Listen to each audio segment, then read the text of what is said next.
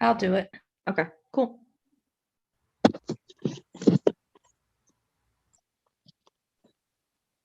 You gonna share it too, or?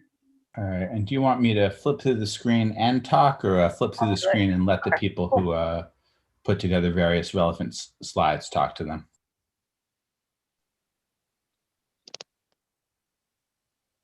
Option number 2 sounds good.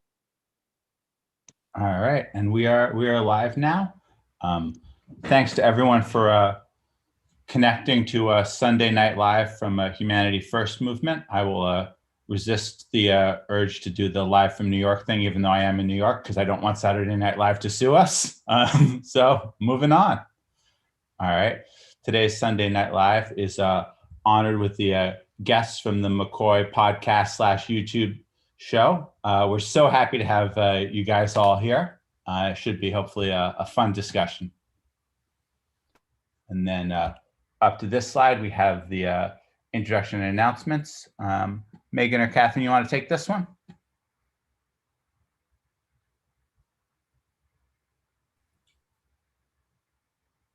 Let's see. Oh, I mean, I was just updating the YouTube first. So Whoops, sorry. All give right. me a minute. I'll keep talking, then chime in or will something else. So in terms of introduction, this Sunday Night Live is the HMF's recurring event every Sunday. On alternate weeks, we have either guests or just a sort of casual social event, Talks with Toxins, which is kind of like your local bar, except you provide the drinks and it's online, but you get to hang out with cool people. So there's always something happening this time every Sunday night. Humanity First is a network and organization that grew out of the grassroots volunteers from Andrew Yang's 2020 campaign. We're growing the movements. We support candidates where there are elections happening. And if no elections, we support various issues that animate a lot of people, including both democracy reform and the signature issue, universal basic income. Get connected. We have here a bunch of clickable links to the Slack, to the state group, to the college network if you're a student, or to one of the Humanity Hang events. These are all good ways to get connected to other people who are excited about these issues. Social medias, again, clickable links, Facebook, Twitter, YouTube, and Instagram. And MCOY folks will give you a chance to plug your channels in the comments a little bit later, or you could spam the chat with your own links right now. Go for it if you want. Let's see, cash relief. Sign the petition. One of the movements that is going on right now is petition to demand that the Biden administration pass the federal guaranteed income. One of our major partner groups, the Income Movement, is a co-sponsor on this petition along with the Daily Costs. There's a clickable link in the slideshow. And it's really easy. I signed on to it before this event. It takes like 2 or 3 clicks. So easy to do. And hopefully if enough people sign, it'll make a difference. In terms of other things that are a little bit harder to do, but make even more of a difference, we have cash release advocacy at bailoutthepeople.com. You can sign a petition. There's a really easy to use calling tool to call your representatives to let them know about support for basic income, support for cash relief, making the checks from a one-time thing to a monthly thing, and then also tools to write to your representatives and to write letters to the editor. And then plug for another upcoming event on Monday, which I think is just tomorrow, pretty soon. There's an event with Mayor Tubbs from Stockton, California. They did a great pilot of basic income out there, giving, I believe, $500 a month to a large number of people to get really make a difference in a lot of people's lives. And Mayor Tubbs will be giving I guess, results of that and generally just speaking about important issues tomorrow. It's at a time that it's in the middle of the day, so a little bit tough for those of you who, like me, who are working during the day, but should be a great event if you can make it. Democracy reforms. Catherine, I think that you are more plugged into this compared to the UBI stuff, which I'm plugged into with Income Movement, so I may pass this to you and just say slide when you need me to go to the next one. Okay, this is a once in a generation, once in a lifetime opportunity to rebalance the power between human people and corporate personhood. So those HR 1 and the Senate 1 version of the For the People Acts, there's so much stuff in them right now. And the Supreme Court over the last 10 plus years, the Roberts Court, has really closed out the federal judiciary from reviewing and intervening in all sorts of extremely partisan legislation that affects people's ability to vote and otherwise exercise power over their representatives. So this is a all hands on deck, get in there, join these phone banks. Yeah, this is a fabulous opportunity. And that kind of political power allows us to do everything else we care about. So Represent Us is doing a great job. Just hop in their Slack and let's go do this.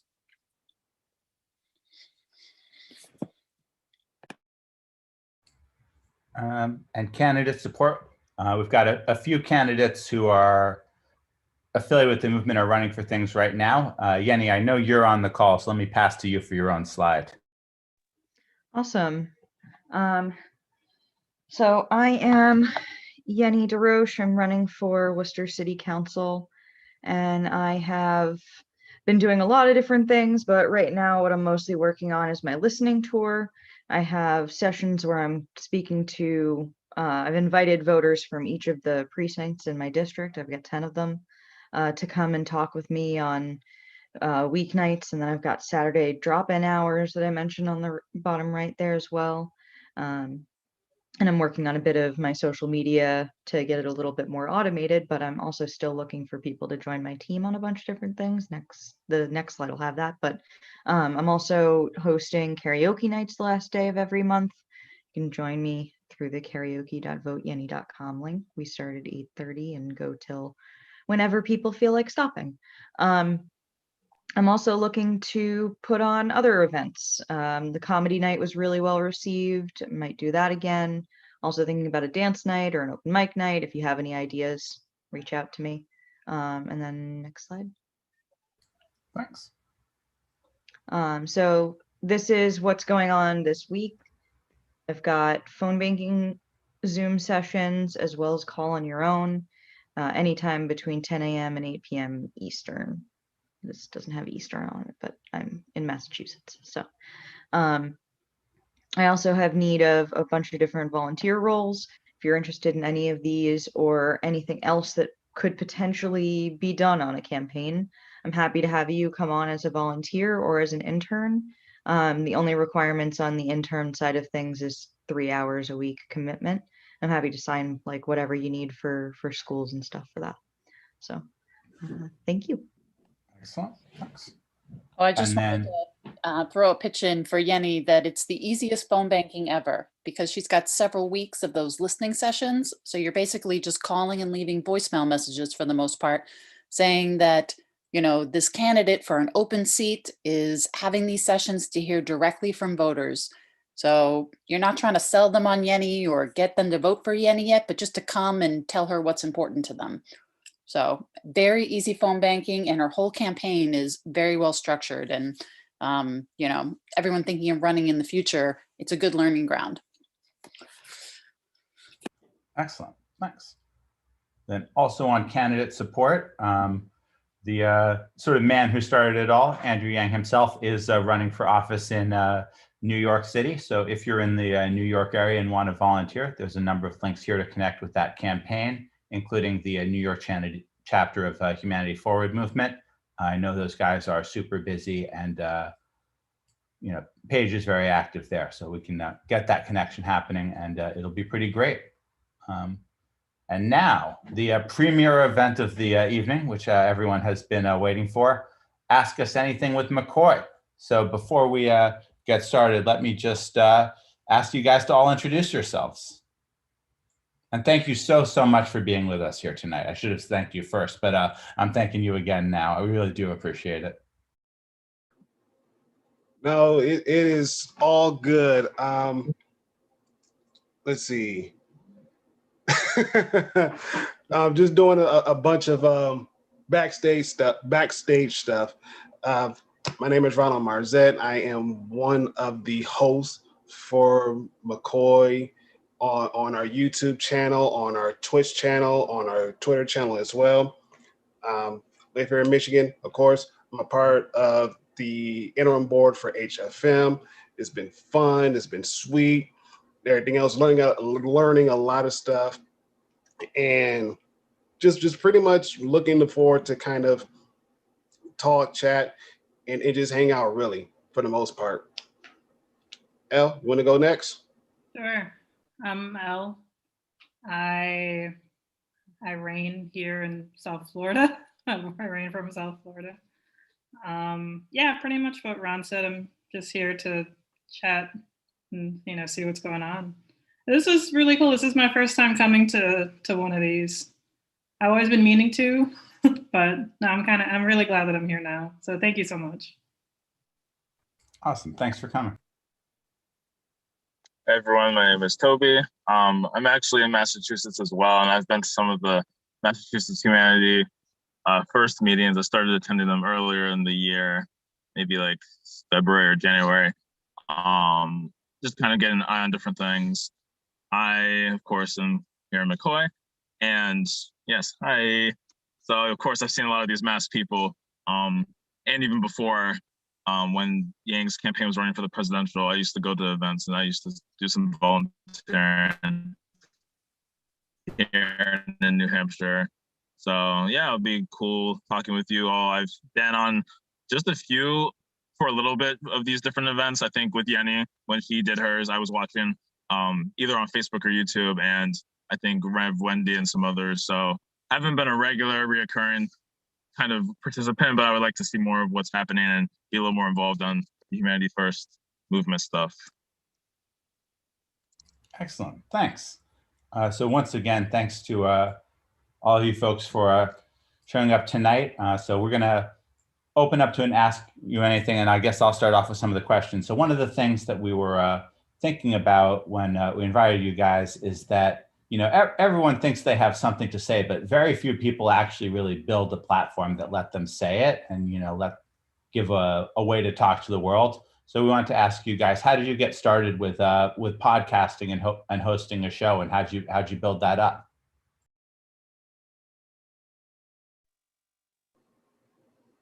Let's take a swing at that. I'll go at it.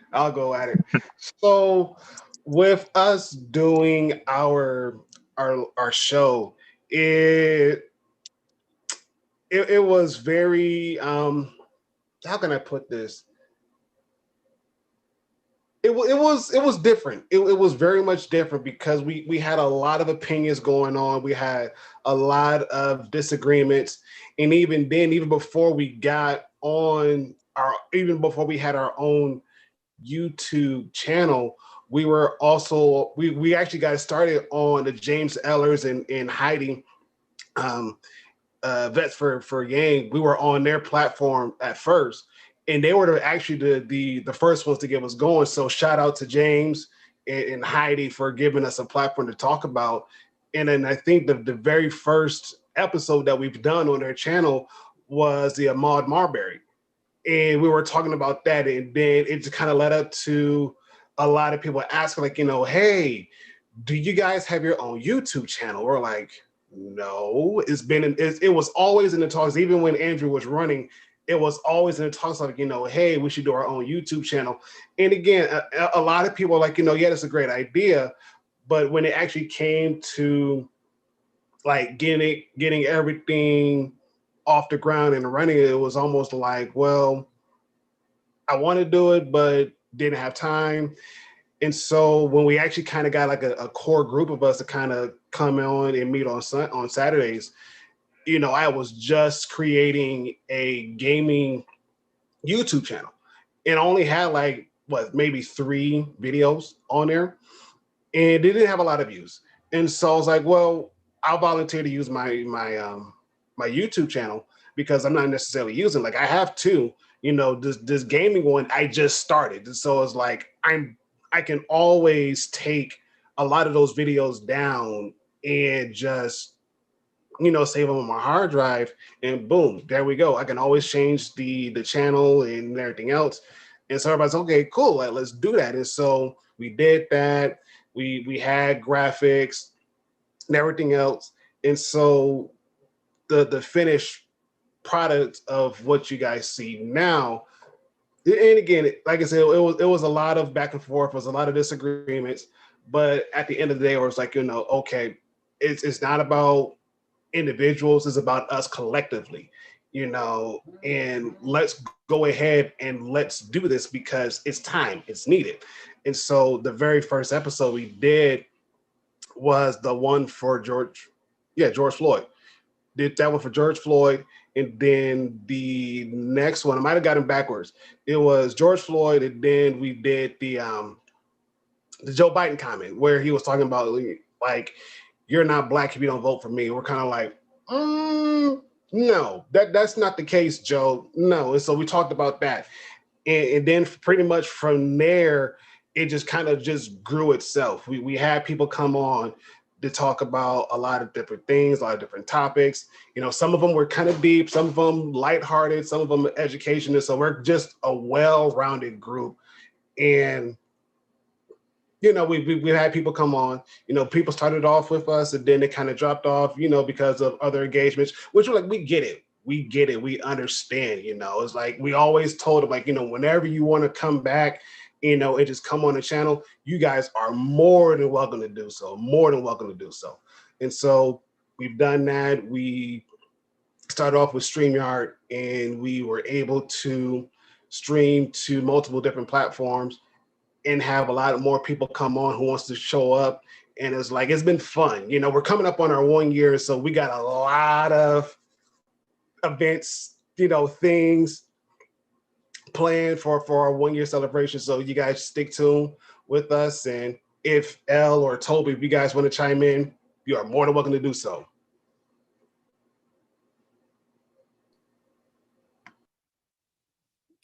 I'm trying to think of like what else I can even add.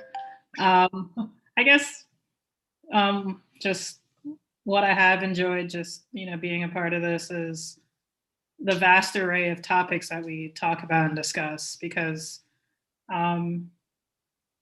like being part of MCOY, being in the Yang Gang first and foremost, I didn't really see a lot of Black Yang Gangers really. And I guess because I was mainly on Reddit, which is sort of counterintuitive to find Black people sometimes.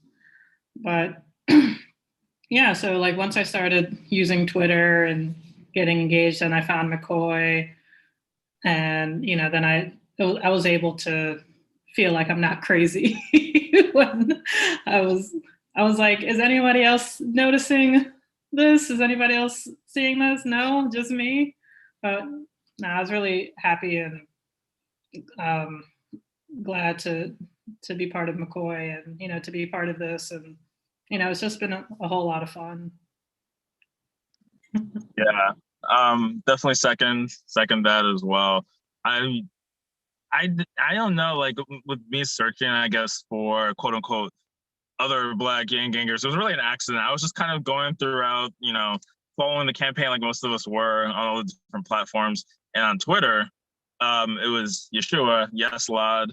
Some of you probably follow him. He did the bar trending YouTube series, being a bartender. So great guy. He DM'd me, was like, hey, if you're interested, there's a group of some of those Black Gang Gangers. This was like December 2019. And I was like, say less, please. I'm curious, because I was curious, just because as Yang's profile grew nationally, there was always sort of like, we had our like share of quote unquote controversies, very mild controversies compared to like real scandals that politicians go through. But oh, he didn't say this thing right, there's a misstep here. There are certain communities that may have had issue with certain things he did. So I was like, do we even have like Black representation that can kind of like, I don't know, digest or like have surrogates or anything? So it was kind of nice to at least see some supporters who were passionate, but also kind of we had our own views about certain things, maybe more Black related. And hopefully we could kind of have a better dialogue surrounding all that. So it was really great to be a part of the group. We had our own little initiatives, our own little things that we created, or hashtags we trended, or videos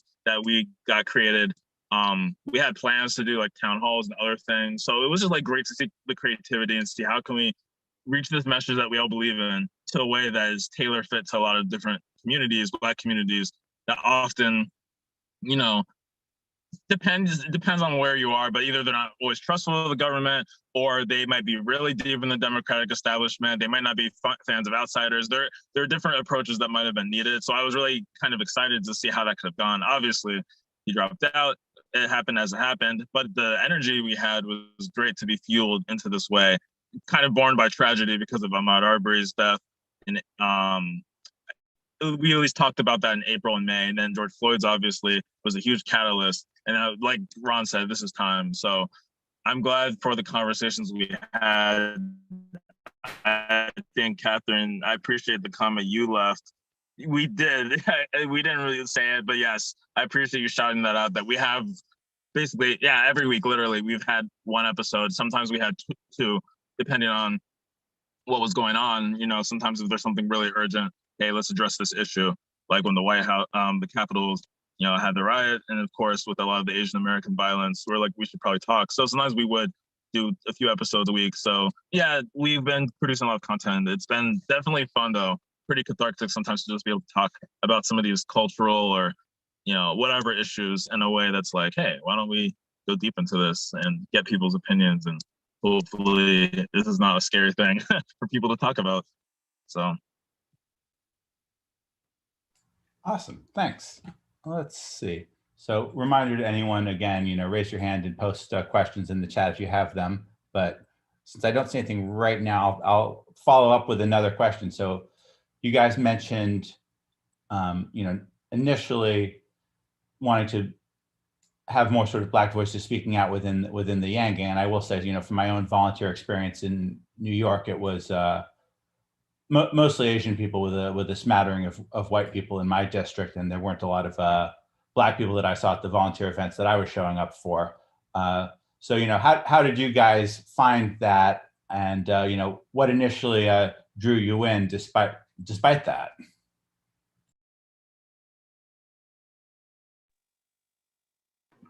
I guess. Go ahead, Toby. Yeah, so I guess like in terms of like going to these volunteer events, not seeing necessarily a lot of diversity. I mean, for me, I just love the message regardless. I was watching a lot of the YouTube. I think I really first, I found him, however, but when I kind of was following him was through a lot of his live events and the tours. So I was kind of like always just looking at things broadly in different communities. In Detroit, maybe you saw a little more diverse crowd versus maybe Seattle. But for me, I was like, I love this message. I'm glad to, you know, show up to things, volunteer events. And also in Massachusetts, the population here is not the most in terms of the Black population, depending on where you are. So I never kind of saw that inherently as an issue when I was getting engaged, just because I loved the ideas and I loved what the campaign was standing for. And so, you know, it was a thing that I kind of thought about later as the campaign was getting bigger, especially on platforms like Facebook, YouTube, or Facebook, Twitter, where, you know, people have very strong opinions, things can get very tense and very raw. And I was like, okay, do we have this representation here? Because sometimes there were some problems where maybe someone would say something about how they're concerned about Yang approach a certain issue on race. And there are people who are not as sensitive to that, they would not necessarily give a very polite response. Let's put it that way. So I did notice that there was definitely not a lot of representation for if people had concerns that dealt with race. And I realized, okay, that could be a problem, especially online. But, you know, I still took it for what it was and enjoyed it. So hopefully that makes sense. Yes, awesome, thanks. I see Catherine's hand up and I see Yenny's question in the chat. But we'll go with Catherine first and then we'll pass to Yenny. I guess I had two questions. One is for each of you personally, which are the kind of policies from this kind of building the humanity first world that you're most personally interested in? And are there any organizations that you see that are doing really great work? Because I know we're partnering with Income Movement and a lot of the RCV organizations under the umbrella of Rank the Vote, and now kind of seeing Represent Us. So, you know, just really looking for the organizations that are doing good work that we should collaborate with.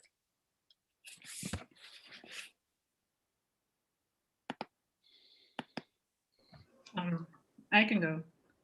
So the first question was what out of Yang's policies? What was the first question? I'm sorry. Yeah, what are you most personally interested in from that kind of basket of, I mean, there's so many different dimensions you can operate to create this, you know, this vision that Yang was kind of encouraging everyone to move towards. Right, right. I'd say ranked choice voting was a big one, and democracy dollars. I could see that being huge in Florida, South Florida especially, because we are a swing state. Even though we did shitty last election, we were pretty much a swing state. And to only be able to choose between the two while we have like a huge independent population, and I think we have a pretty big libertarian population as well, if I'm not mistaken. So I feel that ranked choice voting would be huge. There was like some sort of ranked choice voting organization. I think they're all over the country. I can't remember the name of it, but I remember signing up just for like their email list, but I don't know if they really sent any emails yet. They're probably still pretty small or just in small nooks and crannies in the United States. But yeah, ranked choice voting, democracy dollars for sure, because of, just the amount of poverty in Florida. And yeah, and I know that even though it wouldn't necessarily help with the former felons, because we're still struggling with that issue where even though we voted to have former felons reinstitute their civil rights, their voting rights, our dumbass governor was just like, oh, well, no, you have to pay for your court fees. So if you're poor, you just can't get your voting rights back, which is terrible, because that shouldn't be a reason why you shouldn't vote. But I do feel that democracy dollars would at least, for people who are empathetic and understanding of that issue, would most likely put money towards those candidates that are trying to push, to reinstate all the former felons. So yeah, rank the vote. Catherine put it in the chat. Rank the vote. That is what it is. So yeah.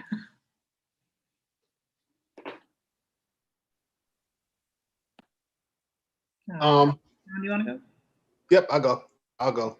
I think for me, pretty much along the same lines with L, with the added bonus of UBI, due to the fact, again, like L, Michigan is one of those swingy states. It was the same state that elected Donald Trump in 2016.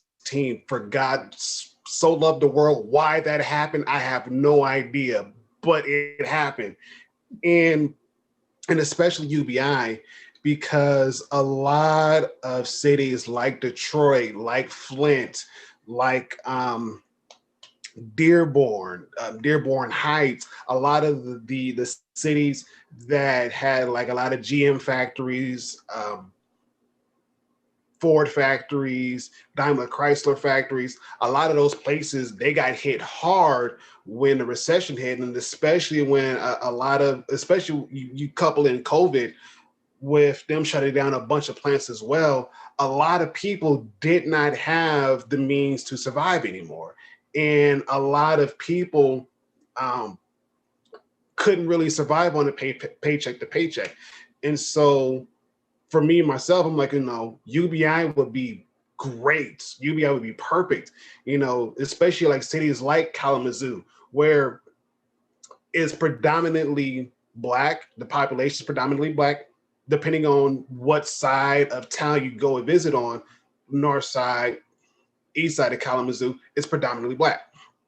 You go southwest side, it's predominantly white, but at the same time, because of the fact that Kalamazoo is also a college town, you got Western Michigan University down there, it still affected a lot of people. And so I know when I went to go canvass in Kalamazoo for Andrew Yang, there's a bunch of college students that were doing it. Maybe a couple of them that looked like me, but other than that, everybody else was like, no. And so when I asked, like, hey, when are we going to go and canvass the north side of Kalamazoo? A lot of people were like, what do you mean? Like, well, do you not want to reach out to the Black voters in Kalamazoo who could very well benefit of a UBI, knowing that, hey, if you, your baby daddy, and whoever else is living in your household, if y'all all got $1,000 and y'all pile that together, would you guys want to move to a bigger house and frame it that way? A lot of people are like, why not? What do you mean? $1,000 for the rest of the life? Yeah, you get $1,000. As soon as you turn the age of 18, $1,000, boom, in your account. No questions asked.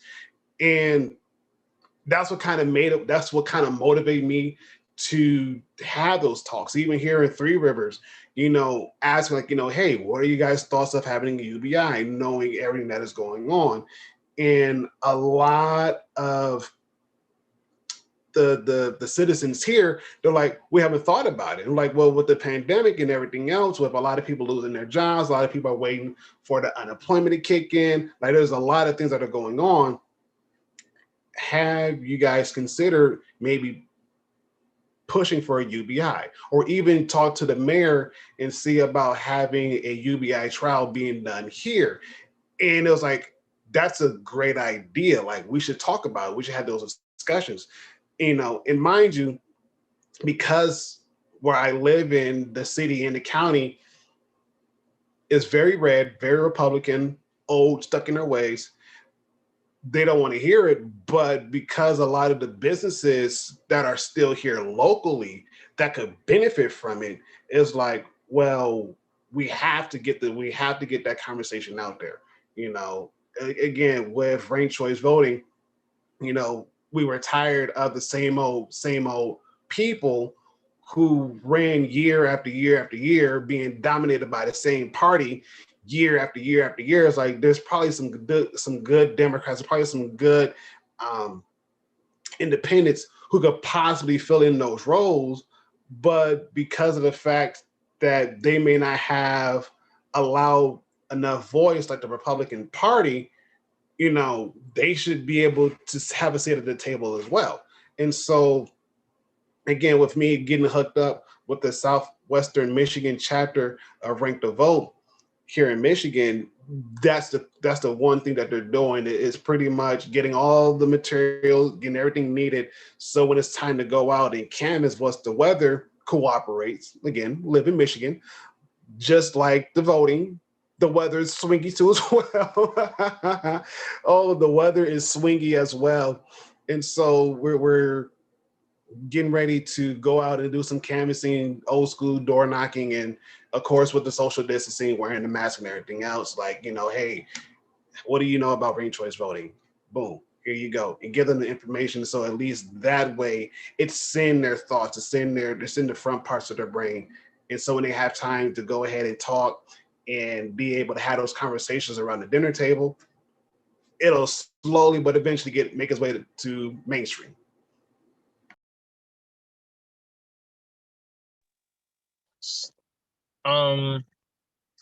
Yeah, so definitely agree with a lot of what both of you all said, because ranked choice voting and a lot of the democracy reforms overall, like, I was like, okay, these are really good ideas. A lot of them, of course, were shared by some other candidates. Like, there were some pretty standard things like, okay, election day could be a holiday. You can make automatic voter registration. But ranked choice voting was a pretty unique one that I don't think everyone had come out for. As well as democracy dollars, of course, was like that really flagship one that was kind of not seen by a lot of other people to publicly fund elections. And that one is just like, wow, yes. I'm glad that he spotlighted in a few debates. And I was like, that needs more attention. Because I know one friend even like DM'd me probably December 2019, January 2020. Just saying like, hey, I've seen you post a lot about Yang. I like kind of some of the ideas, but I'm not really completely sure. And I told him like, yo, look at these things. If you talk about, and, he was also Black. And I was like, if you think about political capital and power, imagine if like these people who typically have not been donating, which Yang very accurately pointed out that most donations are not coming from these minority communities. So imagine if they all had this voucher. I was like, just think about how you could fund local candidates. Like, now we're talking about people making change. And of course, this conversation is more relevant when it comes to like city councils, police budgets, and even like state legislatures, which are way undervalued. I feel like that needs so much more help. And that would just be just so much money could be going towards those type of campaigns and make more change on a more personable level. So, I mean, I definitely love the democracy dollars ranked choice voting. UBI, of course, excuse me. And I mean, even like some of the things like, you know, drug decriminalization, which was definitely a more quote unquote radical policy. But look, now we saw Oregon go ahead and do that. And I'm sure other states will follow suit. We saw conservative states legalize marijuana. And, you know, he wasn't unique in that, but it wasn't actually the most popular option for some Democrats to legalize marijuana. And Yang came out for that pretty early, even earlier than Bernie and some others. So I was really glad to see that. And of course, you know, going to New York City, I'm glad to see that he has already pushed for a lot of these things. Now New York is legal, fine. So I guess that's fine. Well, I mean, obviously I'm very happy about that, but it was great to see that, like, he has been there. He's talked about these things. Maybe he'll push for the decriminalization of drugs, sex work as well. I'm just glad that like a lot of those conversations were had on a national level, and not just in like these left-leaning think tanks or whatever. And as for organizations that are good to kind of shout out, you know, there's a whole lot of ones. I haven't done a lot of as much research into them, but the Poor People's Campaign has been doing some pretty legit stuff. Income Movement, of course, that's pretty tied with everything we're doing anyway. Poor People's Campaign is a pretty big national one. I've seen, I don't know all the organizations, but I've been trying to at least follow more of the reparations debate and, you know, who are the players there, just so that there's a better dialogue. Obviously, Kiara superstar, love her to death. That conversation we had with her about reparations like a month ago or so was great. So it was good to be able to sort of, you know, figure out what are some of these common things that we care about, other people care about, and how to sort of bridge these gaps. When I think of more organizations, I definitely can put them in the chat. I just can't think of a whole lot of names right now.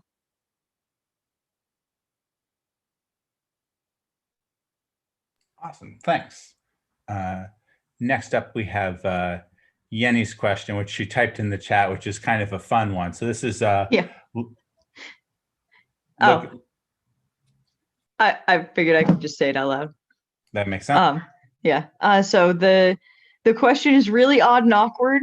What is the worst, most awkward or lame stream that you had, and what would you do to have made it better?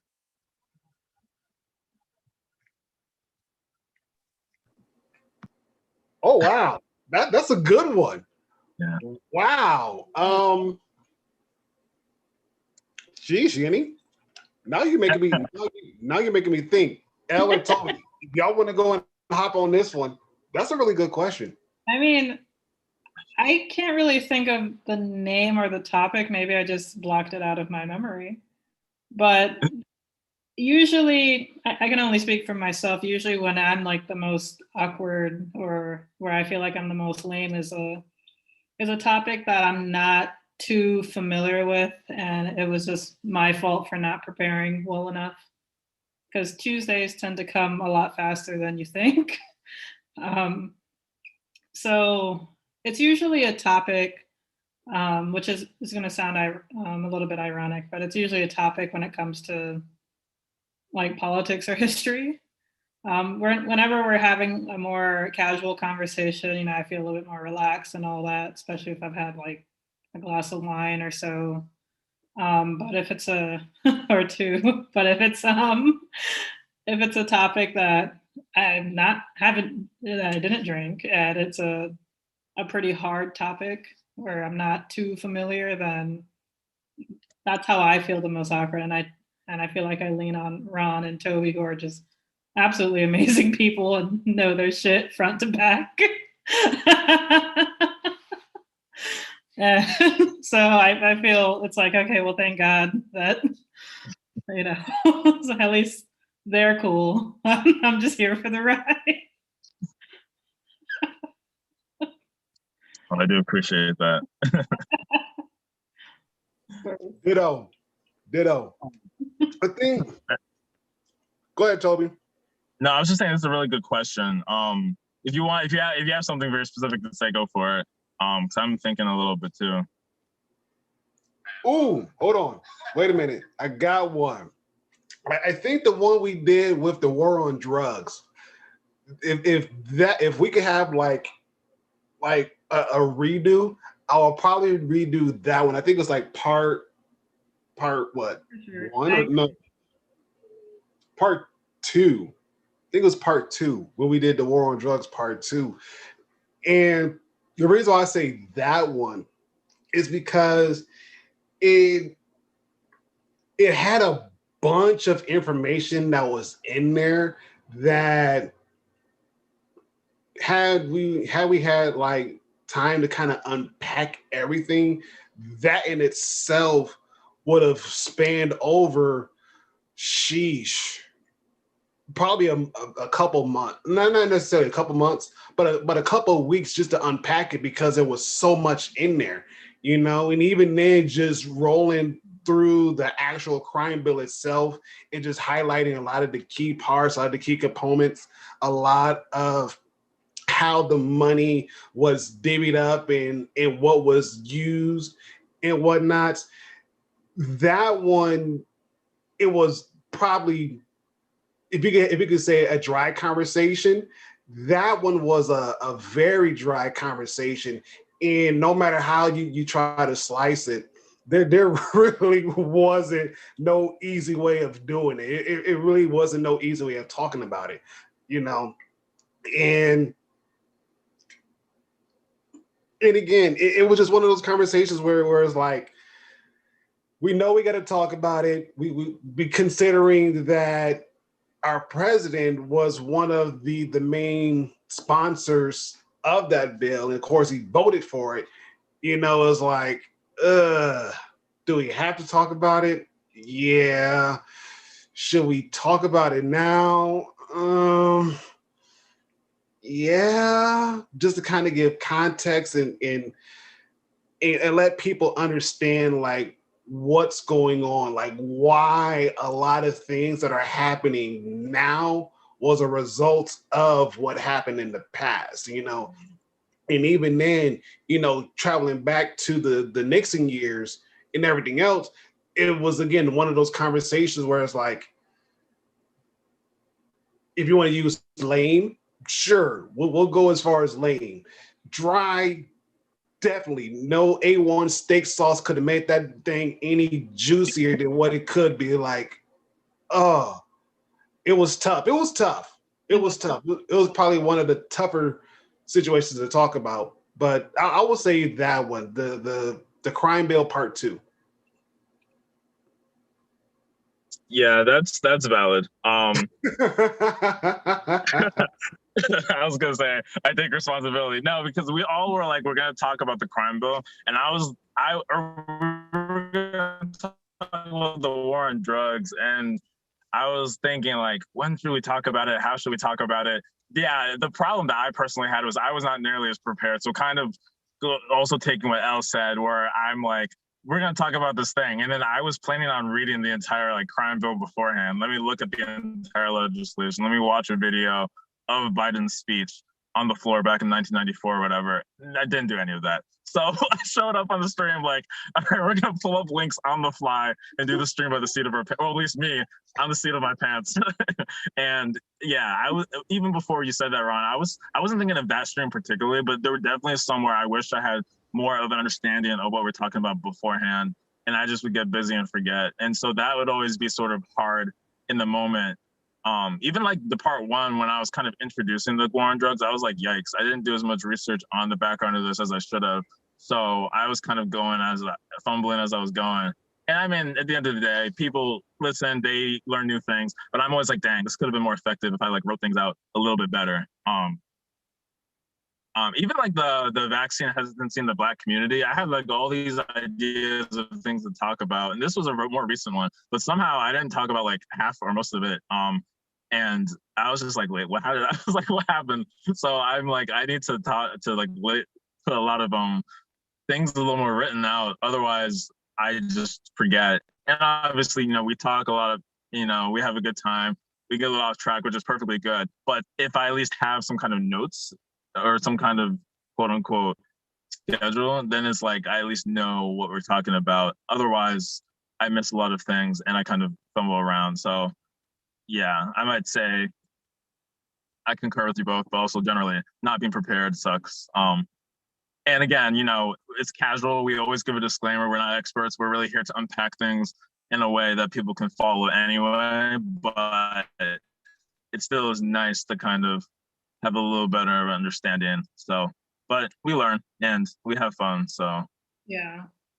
Also, sometimes, you know, people will comment on our YouTube, you know, like chats, like live chats, and it could kind of just like take us away from what we're talking about, which, you know, I always appreciate. Like, you know, I'm not like trying to say, hey, you know, don't do that, but like I'm all for, you know, talking about whatever. But sometimes like they could be lifesavers, especially when I don't know what the hell I'm talking about. I'll be quite honest. I'm like, oh, thank God, yeah, let's talk about blue cheese dressing, of course.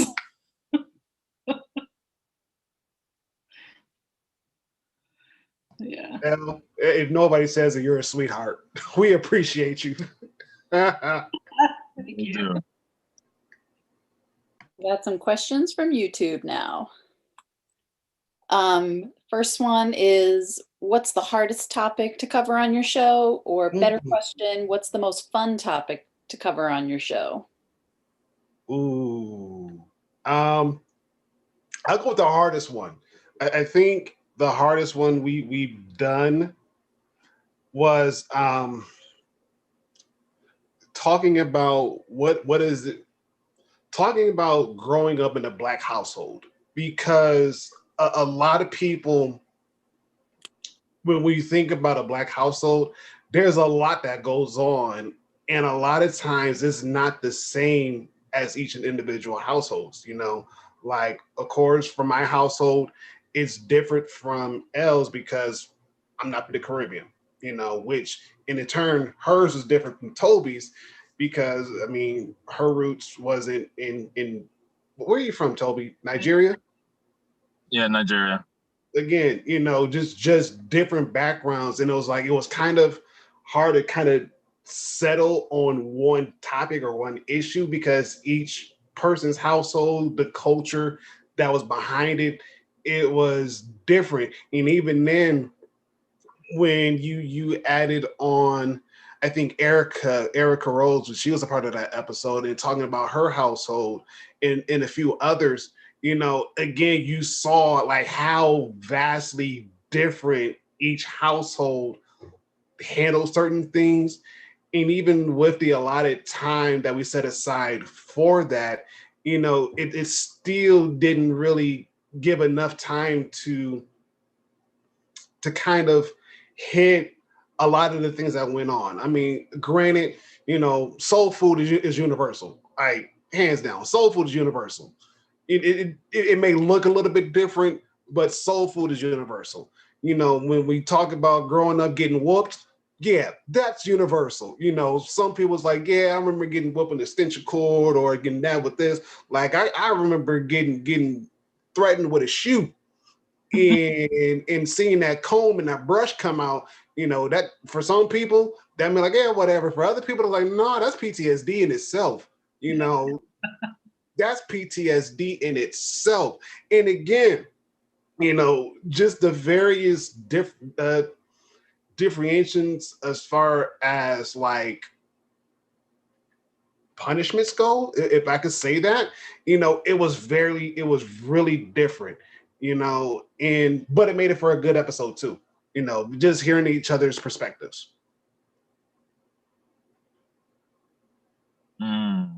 Yeah, I think I may not have been on that one because I think that was one of the ones we did later in the week, like on a Friday or so.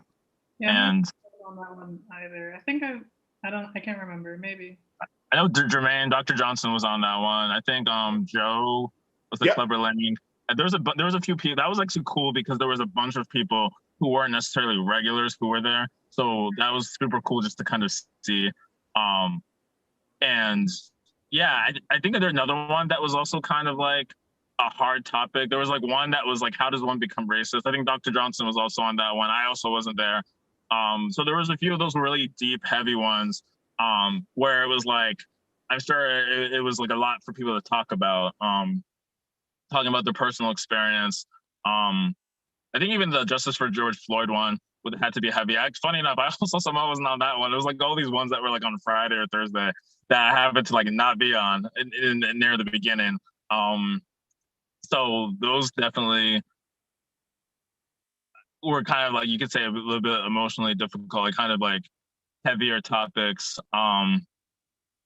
And the last one I'll say, it was kind of a good cathartic one, but definitely was also kind of a little tricky to to address, was being Black in the Yang Gang, which I think we did somewhere like early December, late in December. It was like, I think after the election. Towards the end of the year.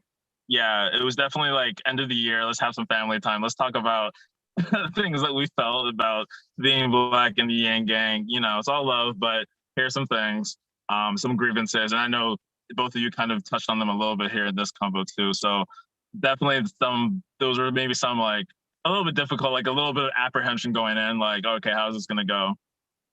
Yeah. Yeah. I'd say. Oh yeah, and the favorite topic. Oh, No, sorry, go.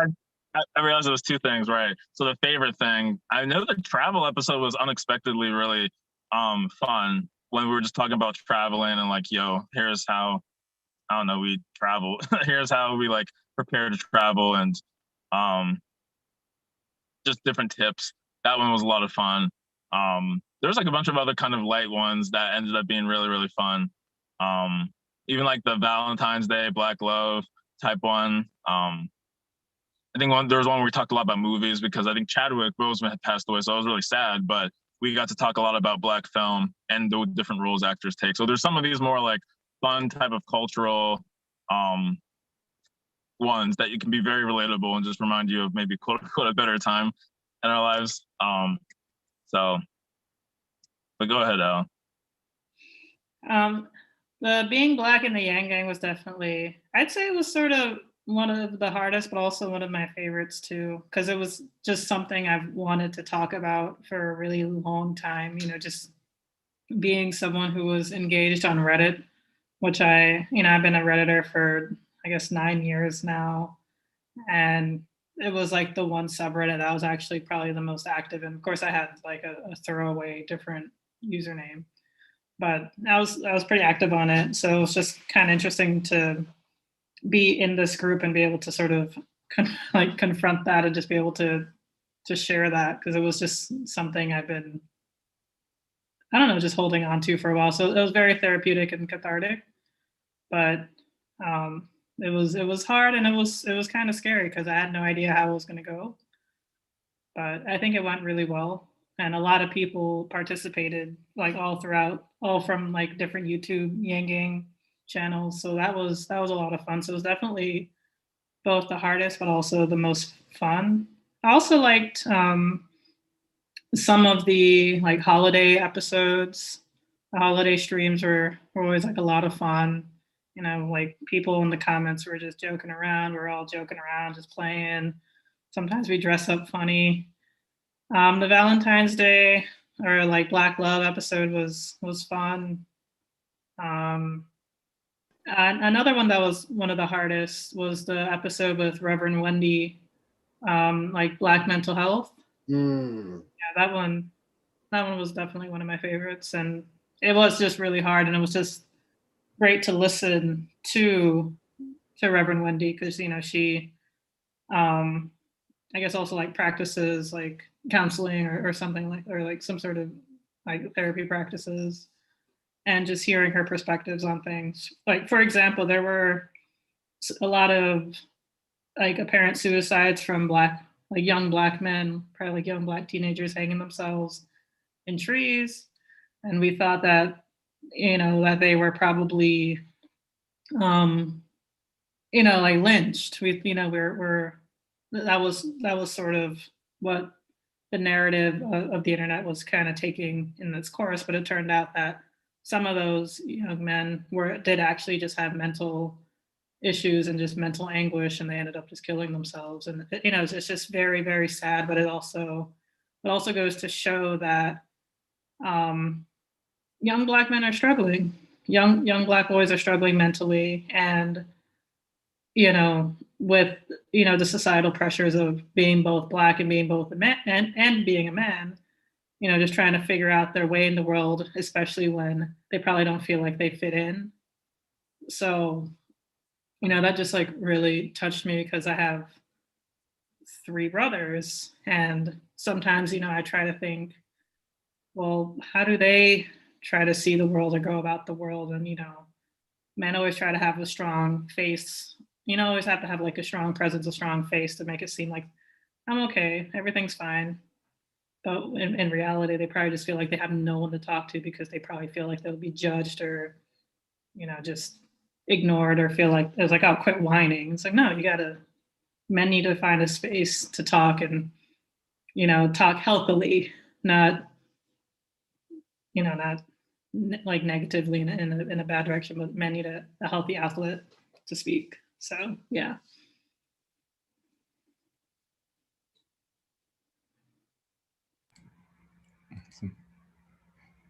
A lot of that sounds like heavy stuff, but really good. And we've got for anyone who's reading the chat, a link to a lot of those YouTube videos are in the chat. So if you want to go back and catch up on them, if you missed it when it first came out, click on the link, open it in a new tab. Don't miss what's happening now, but when we wrap up for tonight, check it out. And then next question is Eric, I believe.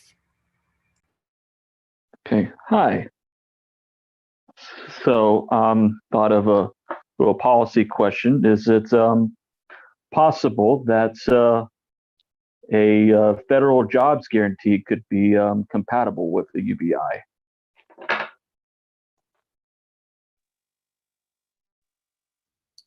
Nice. Thank you, Eric, for the question. Personally, I was actually always a little interested in that overlap. If you could have an opt-in, opt-out. I mean, this is my personal brain going, where if you're accepting the UBI, you have it. If you want to take on an assignment for federal jobs, you don't have it. Or some people might just say both. I know there was a big clash, obviously, because of sort of Bernie had that as his policy and Yang, we had UBI.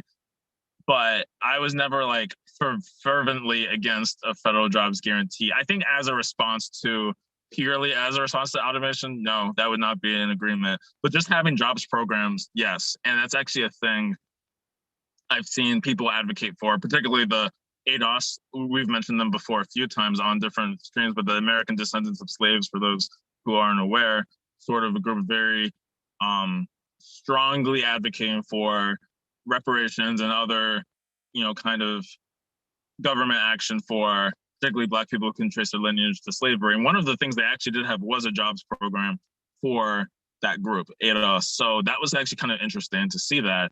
And then I think even during the pandemic, Yang at one point said we're going to probably need a federal jobs program of some kind to address, all of this collapse of different industries and building stuff back. So I think personally, yeah, it would be an interesting idea for sure to have like, we are going to put the country to work in certain areas. Obviously that's not like the future, and that's not just the only thing that's going to address these economic conditions, but I do think jobs programs are going to end up springing up in a lot of different areas. So that's my personal view.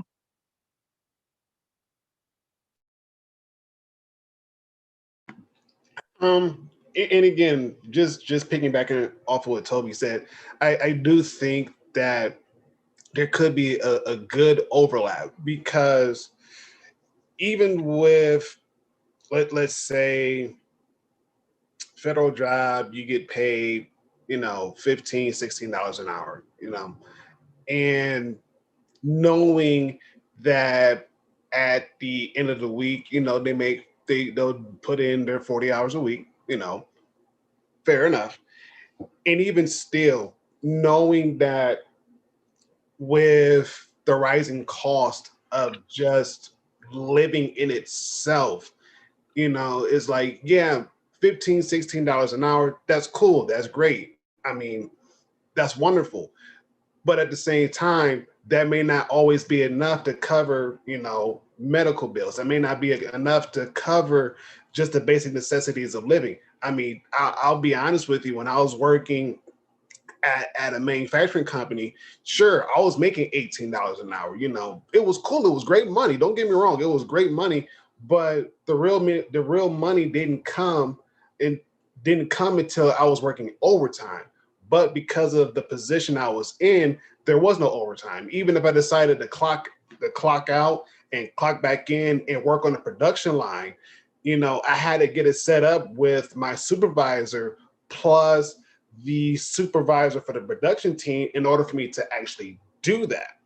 And then over time it went well, but it came to the point where I was told either I was to do one or the other. Whereas like if I wanted to go back on the production team, I would have to do that. Or if I wanted to stay in the current department I was in, I had to work my 40 hours and go home, And so even with that extra cushion of $1,000 on top of the federal jobs guarantee, and again, just using that as an example, that would help out a lot, because there may be a lot of positions where that overtime may not be available for everybody. Even if you do get overtime, that's not to say that overtime will be sufficient enough to carry over, and even then, having those kind of conversations is much needed, because not only do you get one perspective, but you also get a different perspective, and try to kind of find, okay, we all know that we all need a cushion just to kind of survive on.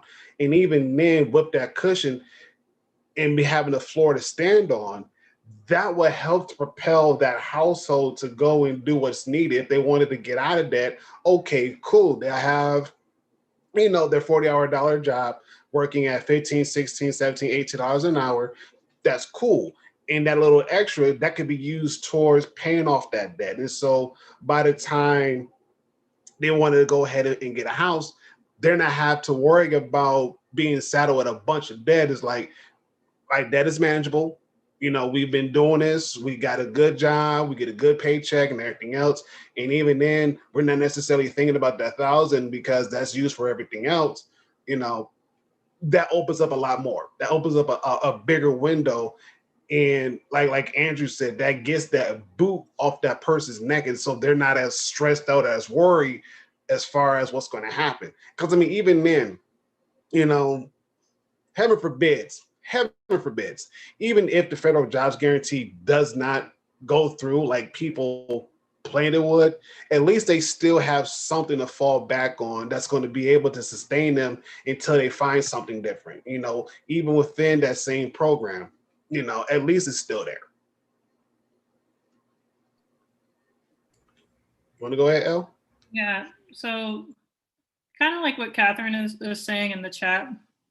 Although, of course, I prefer UBI over federal jobs guarantee, and I understand like having them like together would be great. I'm all for more people making a lot more money than they are now. My only issue with like a federal jobs guarantee would be like, if I lost my job and it's like, okay, I can always get a federal job, like, what kind of job would they give me exactly? Who would I be working under? Who would I be working with? Can I just quit the job and find another one? Would I, it just seems like, well, they just put me in a certain place because they feel that that's what's necessary. But is that necessarily what's good for me? Would that help with my career, with, going up in the progress that I want to go into? And what if, like right now, I'm a like a web developer. What if 2-3 years down the line, I'm like, I want to get into writing. Can I just change that, or do I have to just quit completely? Because I don't think there's anything that's writing related, like creative writing rather, in a federal jobs guarantee world, to my knowledge. I'd probably have to write, I don't know what the hell's going on in the Pentagon or something, or something, like things I don't want to be doing, but I'll have to convince myself, every Sunday night that this is what I want to be doing. It's like, well, at least I'm writing, this is what I wanted, isn't it? Something like that. But I mean, that's my biggest issue. I understand that some people, just, work to make money, pay bills, just have something to do, and that I have, you know, no issues with that. I totally get that. I totally respect that. But I just don't like the whole, I just feel like it kind of takes away autonomy or just your own individuality, where it's just like, if I say, hey, you know, I want to work with computers, and they're like, well, we need a nurse. So it's like, well, I just have to be a nurse now because that's what's needed in my area. So that's just my issues. Yeah, and also, would you make the move for work? That's what Yenny just asked, and maybe I don't want to move. Yeah. Maybe I like So, work. Yeah. so I just wanted to let everyone know. So I think we had asked you guys if you could be from 8 to 9:30, and it's 9:40 now. So we're a little bit over, and I just want to be respectful of all of your time. So if you guys want to wrap up, I wanted to just pass the floor to you so you could, you know, make any points or give any shout outs or, you know, otherwise. Oh man, just to throw this out there as a disclaimer, this is what we do. This is what we do. And again, you can see why a lot of our streams, it started off at 45 minutes and it went to like an hour and a half. I mean, there's sometimes we've had 2 hours, 3 hour stream sessions because we get conversations like these and we just spin them and spin them and spin them. It's like, it's hard to get off of something. And even then, knowing that there's another comment or conversation that coincides what Elle was said, what Toby was said, what I was saying, or even what the chat has been saying, is like, so much. So just throwing that out there as a disclaimer. Yeah, I'm open to continuing if you guys are. Oh, Yeah, you know me, I'm down. I'm interested in hearing the questions, especially like Right. if I had to choose between giving my last thoughts, quote unquote, or hearing a question. I definitely want to hear more questions. Like I really like the you know, what were the hardest things you did, the lamest, whatever. It's interesting because I don't really think of that in retrospect. Right. We close it out and go on to the next week and discuss. So it's actually interesting to see from a third perspective, what questions do you all have? I think this is really helpful too, just to yeah, no need to apologize, William. Yeah, you're good, Will. Again, this is what we do. Yeah, no, you're Awesome. good. I didn't even know at the time what the 8:30 to what. I had no idea. I was just like, all right, I go on. Nice. That's all I know.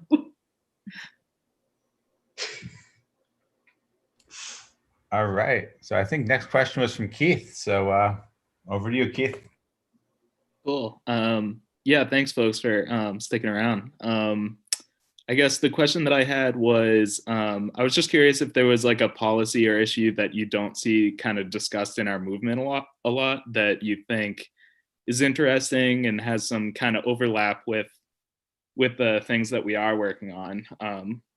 Like for instance, like I always thought like housing was something that didn't really come up too often in the Yank campaign, but you know, I just thought that there was a lot of tie-in and potential there. So just curious your thoughts. Thanks.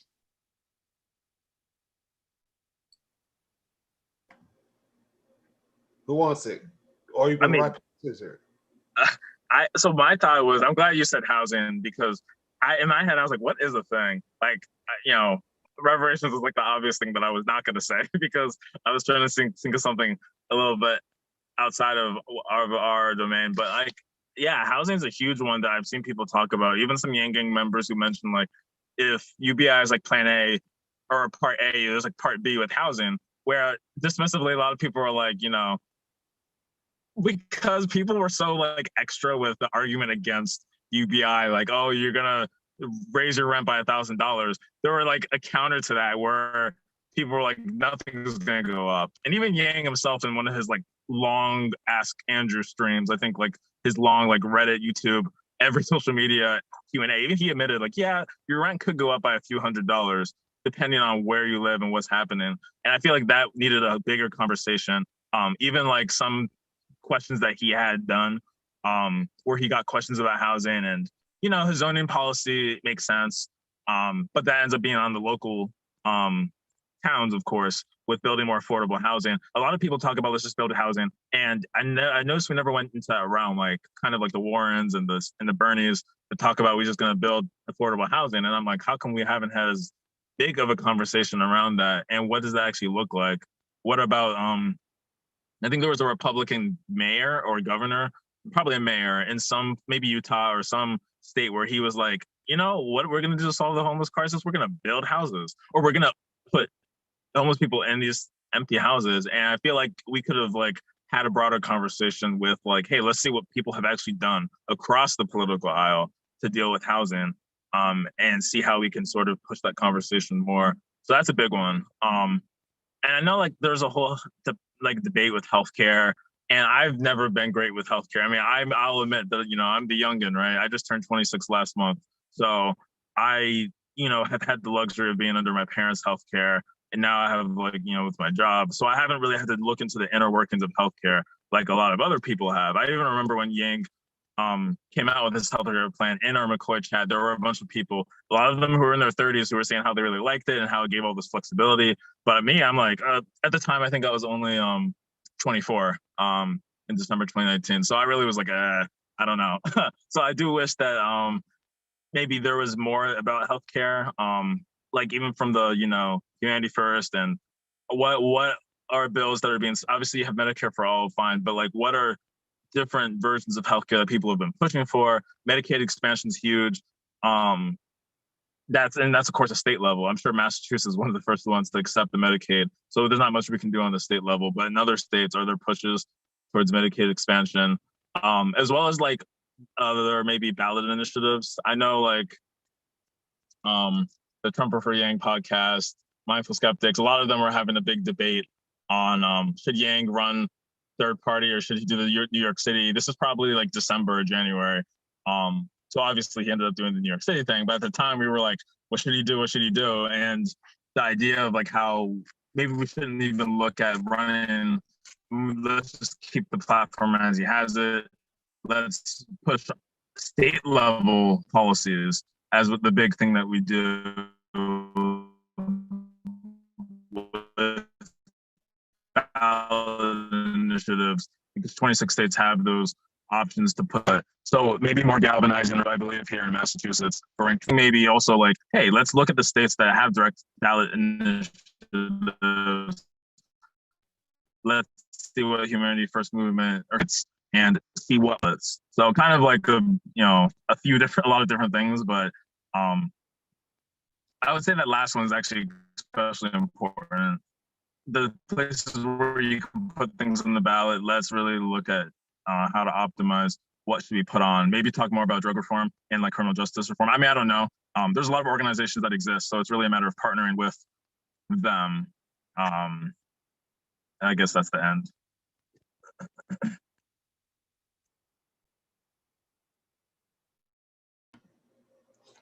Let's see, because Keith, you said it was more so about housing. I think housing is very crucial, and it's one of those things that, again, not a lot of people talk about, because when we think about housing, we think about rent, mortgage, and everything else. We think about a lot of other things, but I think having shelter, having a place to lay your head and know that you're going to be okay, knowing that you're going to be all right, that's crucial as well. It's something that we don't talk about.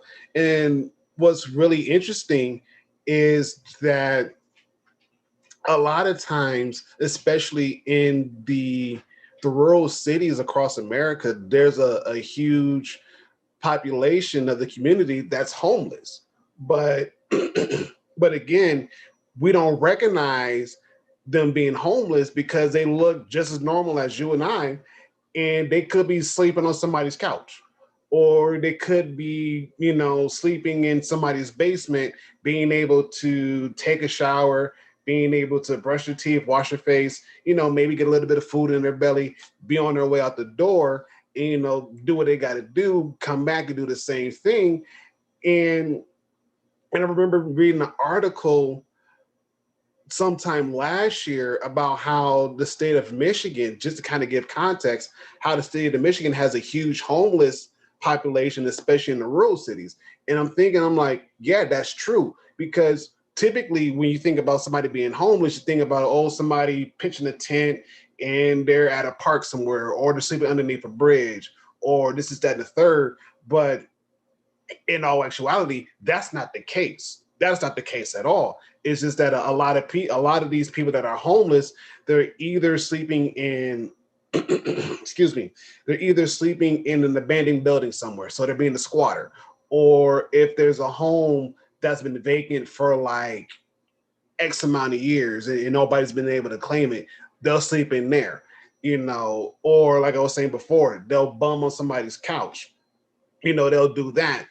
But at the same time, because it's not out there in the open, in your face, it's one of those things that we don't think about, but it happens. It shouldn't have to take somebody to be sleeping on the sidewalk to address it. It shouldn't have to take somebody sleeping in the park to address it. I mean, for crying out loud, it shouldn't have to take anybody to sleep in the public restroom in order for us to address homelessness, because again, that's needed. A lot of people say, yeah, $1,000 would be good and $1,000 would be great, which is fine and dandy. But when you say, well, what about, having something to lay your head down at, that's also key as well. That's also crucial as well.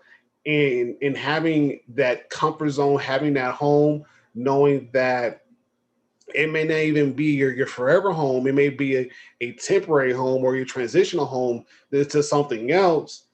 That's needed. That should be talked about as well.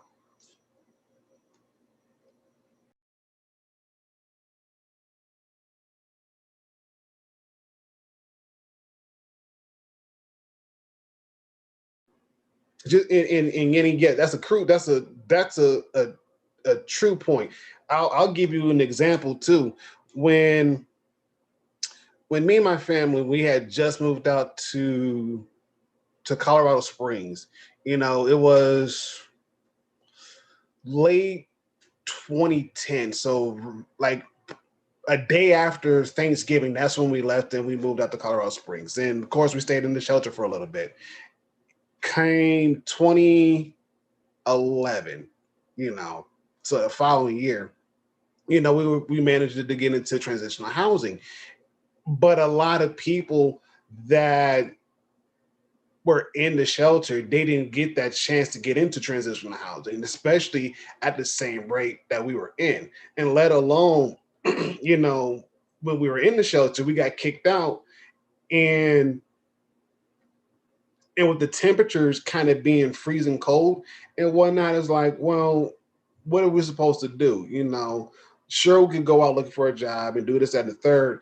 But if it's freezing cold outside and there's no shelter in place to kind of shield us from that, there should be at least some place like a day shelter where, all right, get out the cold. We understand it's cold outside and everything else, stay here to get warmed. And then once the shelter get back in place, you go back to the shelter.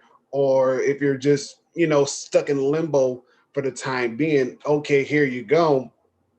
And be able to kind of still, at the end of the day, still feel like a human and not get looked down upon and not get frowned upon, and I believe that'll help a lot. That'll help somebody have some sort of dignity in themselves. Like, okay, they're not going to just treat me less than a human being because they realize that I'm still human. That even though I may not have a 1-bedroom apartment, or I may not have a 2-3 bedroom home that I can rent out, and I don't have that, but at least I have something that I can call my own. And even if it's just for a temporary purpose, okay, fine, let's do that, and just be able to, again, like Humanity First movement is, put humans first, put humans' needs first, make sure they're taken care of, make sure that they're good. and just be able to be a human and live.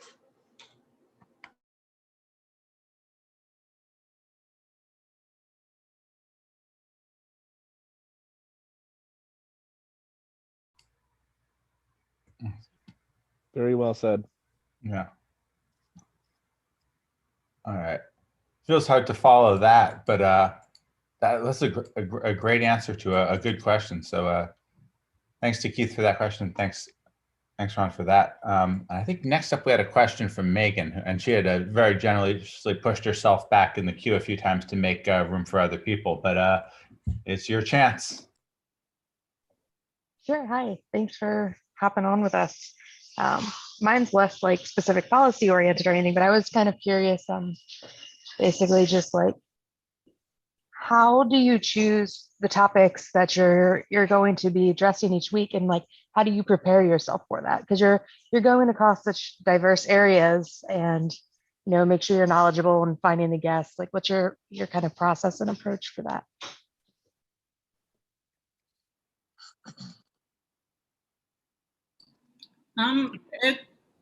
It varies, sometimes from week to week. Occasionally we prepare, we know what we're going to talk about next week or even like 2 weeks in advance. However, if something more pressing comes up, or if any of us come up with like an idea or a topic that's sometimes like more fun, more prevalent, or just like throughout the week, then, we talk about it, discuss it with each other to see, if we could talk about it, or, where we might feel that, maybe not next week, but maybe in a couple of weeks, we should definitely touch on this. Like the war on drugs, like 3-parter was discussed a while back, and yeah, so it depends, like it varies.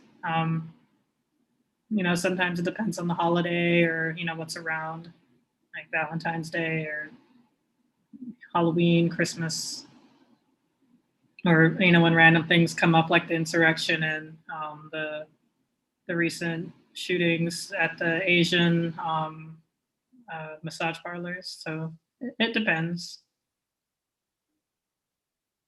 Yeah, spot on, because I was gonna say, like, there's definitely guests depending on who, like, or people who are interested in talking. There's always people who, like, not like, oh my gosh, we're the most famous people, but like we've noticed, like, hey, there's people that we would like to talk with, or who like to talk with us. And it's like, okay, how do we fit this into some of what we're already going to talk about? Do we overlap, or do we just kind of find another time? So I like, even the crypto thing that we did, I don't think we had planned that for a long time, but because the guy reached out to us, it was like, hey, maybe we can have a conversation about crypto.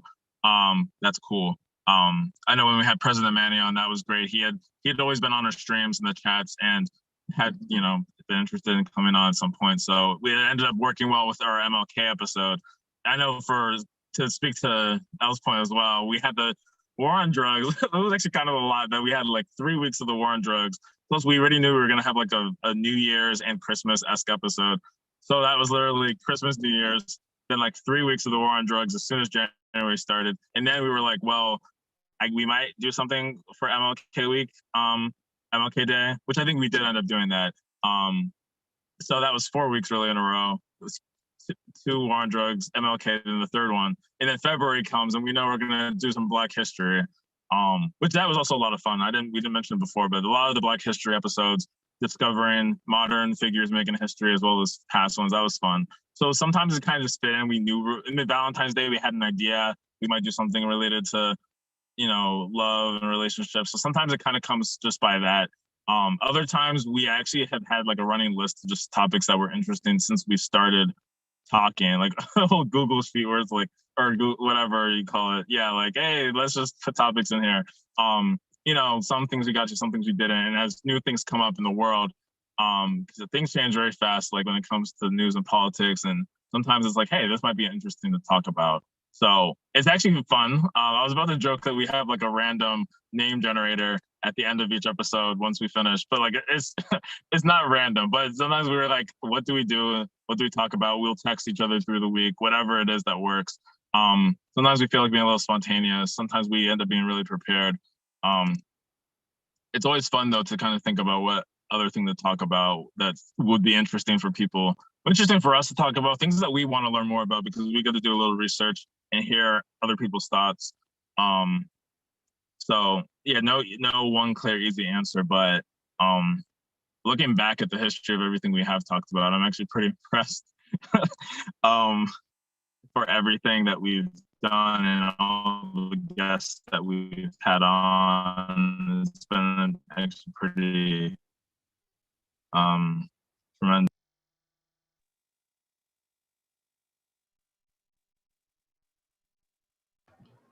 You good, Toby? Yeah, I think he froze. Toby, I don't know if he's still driving. Yeah, then you hear me. Hold on, do you hear me? Do you hear me? Yeah. Yeah, you're going. Sorry. I was trying to look at the chat, and then I think so I should have said that yes, I'm good and I'm done. So it didn't look like I just froze. Yeah, but I'm good. Oh yeah, that's fine. And again, just to chime in too as well, to L's and Toby's point is like we do communicate a lot, and even then we talk about like, okay, what's the topic or what's going on in the news and what's going on in the world. And I think the one thing we try to figure out is what should we name the title of our episodes. That's the funny thing about it. It's like we have a bunch of ideas and trying to find like a catchy title that fits it is like, okay, what about this idea? No, well, what about this idea? Getting close, or how about this idea? Yes, that works. And it goes on there. And again, there's topics that we haven't even touched on. There's people who we reached out to that's like, hey, we're thinking about having you on the channel. What's your schedule looking like? And we would love to have you on. And even then, there's other occasions where we get invited to other channels as well. And it's like, okay, we know we're getting invited on this channel. And so we're going to try to figure out how we're going to finagle our own schedule to make sure that, one, it doesn't seem like we do our thing, going on to something else, going on to something else, going on to something else, because we got to try to space things out as much as possible in order for us to kind of woo-saw, get our thoughts together, do some research if we need to, and be spontaneous as we can be. I mean, to Elle's point, there's been times where like, oh, Valentine's Day, let's wear something red on it. Or what was the last one? Like, what, St. Patrick's Day? Let's do something that was St. Patrick's Day. Got it. And it's just those fun things that we like to do that is like spontaneous, spur of the moment. Let's go ahead and let's do it. And let's just have fun. When it comes to those deeper topics and those deeper discussions, it's a lot of planning. It's a lot of planning, definitely a lot of talking, definitely a lot of communication going on. And it's like, the more we communicate with each other and understand, like, what's going on, it makes that episode run a lot smoother. And I think Elle, she said this too as well. It was like, whenever she can't like jump in right away, either me and Toby jump in, we take care of it. Or even if I can't jump in, or even Toby can't jump in, the other two is like, okay, we're taking the reins. We got you. We'll get this covered up. And so if somebody says something that doesn't kickstart a thought of your brain, we'll see the gears turning. And then once we kind of yield and say our thought, we'll let you have at it, and boom, there it goes. So, Megan, thank you for the question. And to follow up on the little kind of two questions that came after, that we do pick the title. I think when we stream, it shows. Well, as if you're on the YouTube link, you'll see it there. But also, oh yeah, of course, internally, that's for us, right? When we're on our streaming platform, we see the title. That's why I was like, wait, no, they can't see that. So yeah, if you click the YouTube link or the Twitch link, the title will be there. But it has sometimes been really close where we're like within an hour or two, and I'm like, wait, what's the formal title of our episode again? Because we know what the topic is, but it's just like, wait, what is it actually called? So yeah, that'll always be there though by the time it lands on the stream. And then the other question that I saw, what's the topic you haven't done yet that you're most excited about? Follow up, Megan. That's a really good question, because there's so many things that we've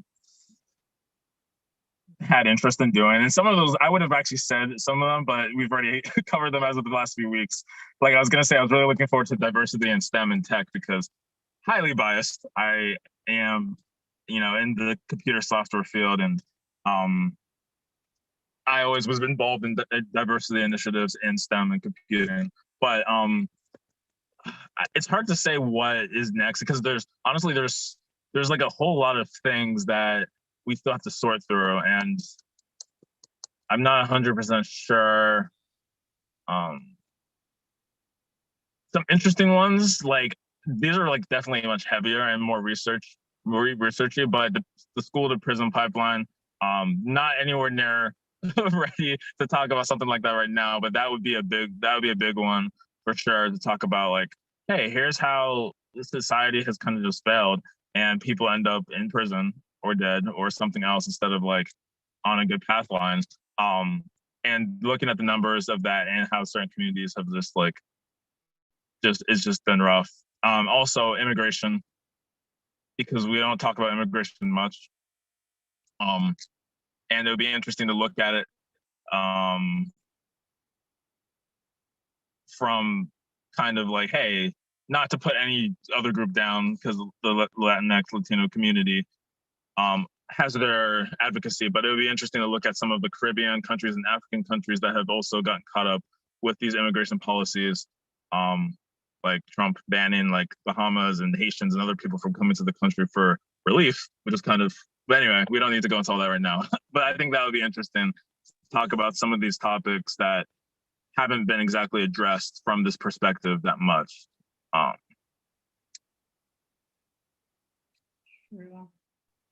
But yeah, what do you guys? I'm actually very curious to hear what you guys have to say on this.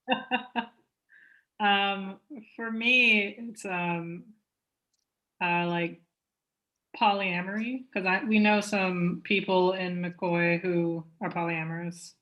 So we think that would be, at least I think that would be a really interesting conversation. And from how Ron and Toby are nodding, I'd say they agree as well. So I think that is an episode that I'm looking forward to whenever we schedule it and get around to gathering them. One of our previous episodes, I mean, she mentioned it, Kira, like she said that she's a dom, and I think that's mad interesting. And we were like, yeah, we'd love you to come on and talk about that too, because like where she was just talking about reparations, and I was like, yeah. It's like, oh, so what do you do for, like, what do you do as like your career? She's like, oh, I'm a dom. I'm like, well, that's a whole other episode. So yeah, I'm looking forward to that personally. But yeah, the school to prison pipeline will be super interesting. I do want to talk more about healthcare and things like that, and try to get some more guests on, to talk about their perspective. Also, yeah, I'll leave it there. Yeah, Elle, I'm glad you brought that up, because I was like, man, if nobody says the topic on sex work, that one, yeah, I'm so looking forward to it, because it's one of those topics that we don't hear a lot, especially in the Black community. We don't hear it like talked about at all. It's almost like a forbidden taboo. so to speak, you know, and it's really interesting to hear those discussions and hear people that live in that arena and how do they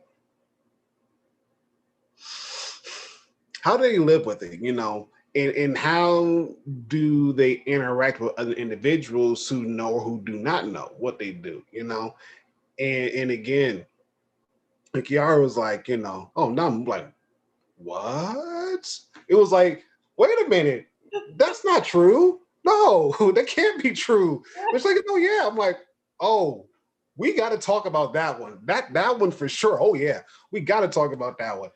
And again, it's coincidentally, it's not a topic that we had like etched in the back of our brain. It's not even one we had listed amongst all of our topics as it is, anyways.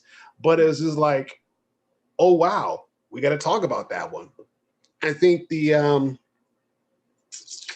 what was the other one we talked about that was really exciting? I think we already had it, but talking about Bitcoin and cryptocurrency, you know, that was one that we were thinking about having. Then coincidentally, we did it.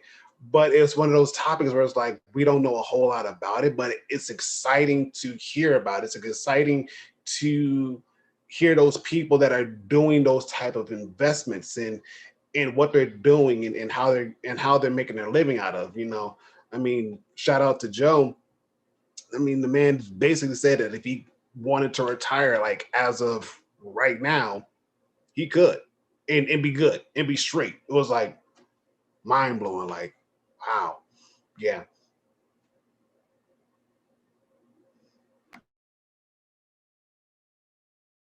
And he's a young guy too. So that was even crazier, you know.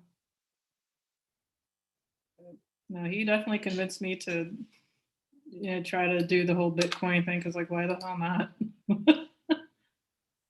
Yeah, I actually just put in some orders, I think yesterday into my Coinbase. I was like, all right, Bitcoin, Cardano, we're getting these. I mean, I've owned crypto for some years. I just don't actively invest. So whatever it is, whatever it is, like a few years later, I'm like, oh, that's the value. So now I'm like, let me be more active. Thank you, Joe. And I'm going to kind of be, and for those who didn't see, we tweeted about how Joe's creating like a Discord group for crypto and financial literacy interest in investing overall. So that'll be really interesting. I will also say another topic that will be really interesting to talk about, and this is not, you know, it's really a secret because he's put it in the chat of our stream, but Boyce from Mindful Skeptics did want to come on talking about how he has like, I think a black child. Just so kind of like, what is it like being white or overall having that mixed family, having like children who are some kind of minority and you're not from that. So how do you bridge that gap? So that, I think that will be fascinating at some point. I mean, again, like we're trying to find out when the best time for different guests to come on are and everything. And that can be sometimes hard scheduling, but I know that he would be more, he's been very, very eager, I think, to talk about it. And so I think having more like people like that on is cool. We were on the Nerds for Humanity, stream, I think sometime end of January, probably, or very, very beginning of February. I think it was in yeah, it was before Black History Month. And, you know, possibly if he wanted to come on, it's really cool to see kind of like what these other people are doing and collaborations. And I think we even like had Yang Gang Fitness on. We like people who've come on before, and it's like, if you ever want to come on again, feel free. So it's kind of like that open invitation. So that's always a nice thing too, that you have the conversation once. It's really great. And like, we all do our own things, but at any point you could link up again. So that's exciting to even think about who else is out there that we can kind of collab with, because that really makes it much more dynamic to have guests on. And then people are like, hey, I know that guy. Like Fred the Felon was on talking about the Second Amendment. And while I was not like an expert in any kind of way, it was nice just to have him on because everyone knows Fred. And, you know, it's just cool to see them bring their perspectives. True. I think Angelo had a question. I don't know. Will, did you see it? I didn't. Angelo. Yeah, it was a while ago. Sorry, Angelo. I was going to ask if you had unlimited access to anyone in the world, who would you want to have on your show and why? I got mine, but I'm saying mine for later. And it's not who you think it is. I'll leave it like that. It's not who you think it is. That's a really good question.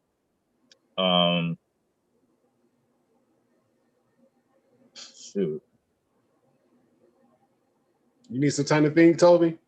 I definitely need some time to think about that one. Okay, then I guess, Ellie, you want to go? You go first. I'm still kind of thinking. Okay, so if I had a chance to talk to anybody in the world with unlimited access, I would love to sit down and talk with Karen Hunter. Like, I would love to sit down, have her on. She's awesome. I think the first time I saw her, she had interviewed Andrew Yang, and she made a lot of good points, but her Twitter feed that she has is very thought-provoking. A lot of things she says, she puts it in a way where it causes you to think a little bit more about what's going on. And she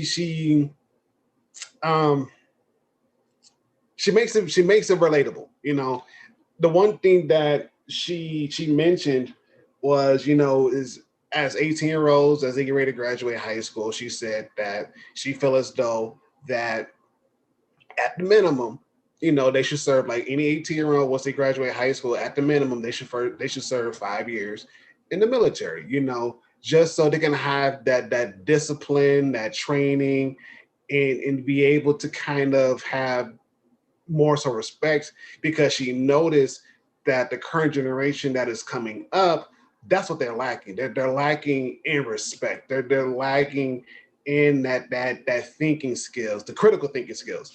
They're lacking in being able to hold a decent conversation without using a bunch of emojis. You know, it's just like, and then again, at the same time, it's like it gets them to travel outside of the United States. You know, they'll be able to experience cultures, to be able to kind of think outside of their own bubble. And I was like, you know, cool, great. That would be great, you know, and be able to expand their horizons. So once they're done with their 5 years, it's like, you know, if they want to stay on and continue to go a little bit further, it's like, you know, cool, they could do that. You know, if not, then they serve their time. They'll be considered a vet, you know. And I'm like, that's really cool. That's really awesome, because it's like, it'll cause people to kind of think a little bit more. But at the same time, she's so personable. You know, there's been times where I've made a comment on a few of her posts. She'll either like it or she'll comment back. I'm like, oh wow, like for real? Like you actually responded? Like that's amazing. And even then, even if it's like, you know, a 1-2 liner here and there, it's still, she's able to relate to just about anybody from any kind of walks of life, and be able to kind of not belittle you, but help you to kind of like think a little bit more, and kind of put things in a situation where you think about it, it's like, okay, I can see that happening. And even if you do have a rebuttal, you know, she's open to rebuttals, you know, and it's cool. I like her personality.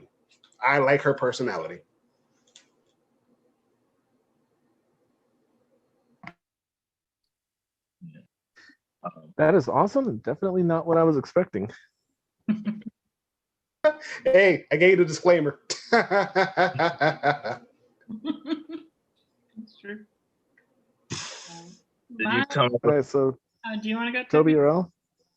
Yeah, so I did think of someone right kind of in the end. So I was like, okay, great. I bounced between a few people that I was interested like in. I was like, if we could have these people on, it'd be interesting, like some comedians.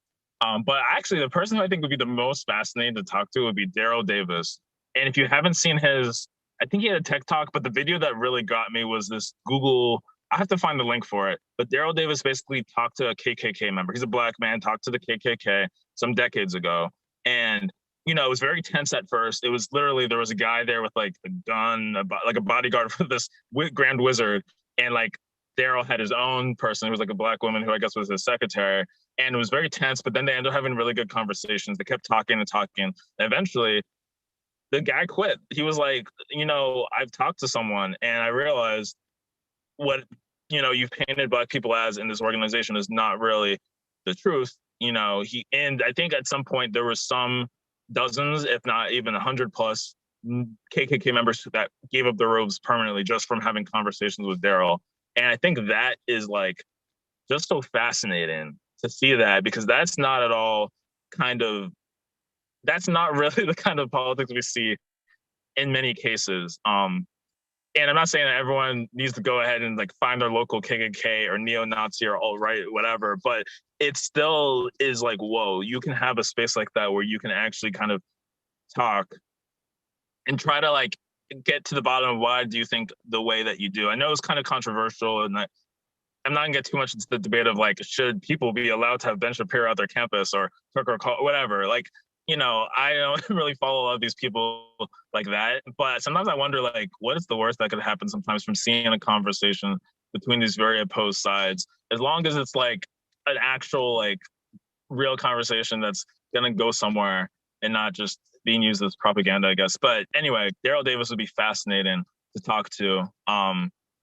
I know in that same regard, there was a guy who talked to some Trump supporters. He was a Black Lives Matter activist. Can't remember his name right now, but I think someone knew Hawk Newsom, and he was a UBI supporter. So he was at the Income March in New York City in 2019. And he like had he was wearing his Black Lives Matter hat, went to like a Trump rally, or not a Trump rally, but Trump supporter event. They booed him, but then as he talked to them, he got their applause and their respect. And I was just like, whoa, that's also a pretty huge thing. That was more recent, like 2017. But, I just feel like if there's more of that, it would be interesting to kind of sort of de-ice some conversations, uncomfortable conversations. The Black man, Emmanuel Cho as well, has done great with like bringing together some different conversations. And that happened during the Black Lives Matter protest last summer. Sorry, I gave 3 people, but anything in that kind of vein is just so fascinating. And, clearly they're very passionate about what they believe in, justice, criminal justice reform, whatever, but they're willing to have these very kind of radically different conversations with radically different people who might oppose or even hate them, and see how that goes. So I would love to have any kind of people like that on the show if I somehow got access to them.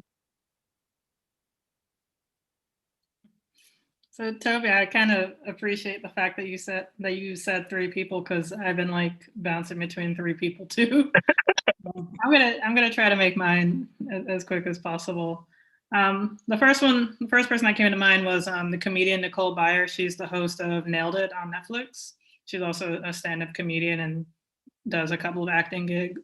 She also is an actress as well. She has a really awesome podcast called Why Won't You Date Me? And it is absolutely hilarious. Like, at first, I found her to be like pretty annoying and cringe. But after a while, like, she just, I don't know, there's something about her that's just so weird but comforting.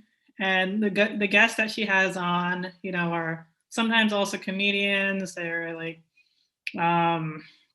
drag queens. She had like a stripper on once, and it's all just very interesting, very varied comedians, and or just people that she knows or doesn't know.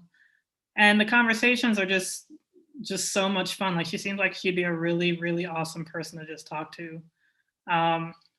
All these 3 people are. The second one, and it's probably because I'm biased because he's hot as hell, is Reggae Jean Page from Bridgerton and also other Shondaland shows. I've listened to some of his interviews, and he just seems like a really interesting person, like the type of person you could actually just sit down with a beer and just talk about pretty much anything and just have like a really awesome conversation. And then the third person is Dave Chappelle, because he's just very wise. He's very wise beyond his years. And one thing that I always respect about comedians is that, they travel to all parts of the country. I'm pretty sure that's why a lot of comedians like Andrew Yang, because he's gone to these parts of the country that are in desperate need of help, that the coastal elites tend to, look down on and say that they're lesser than, or they're this and they're that. when they're just people who are just trying to make it, they may not, have like the correct tact in terms of talking to Black people at times. Sometimes, yeah, some of them can be very racist, as anyone can be in the entire freaking country. But, like how Dave Chappelle just sees and views and loves everybody, it's just, I just feel like we all can learn something from that. And it's just something that I really appreciate from him. And I would love to just sit down and have a conversation with him, because I feel like I would learn a lot and learn a different perspective. He seems like the type of person who you can talk to when you're angry, because he will calm you down and like kind of level you out. So yeah.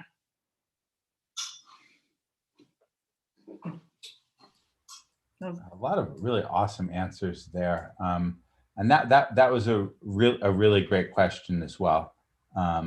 I think we are nearing on 2 hours, so we probably should be wrapping up. Although this is a really great conversation we're having right here.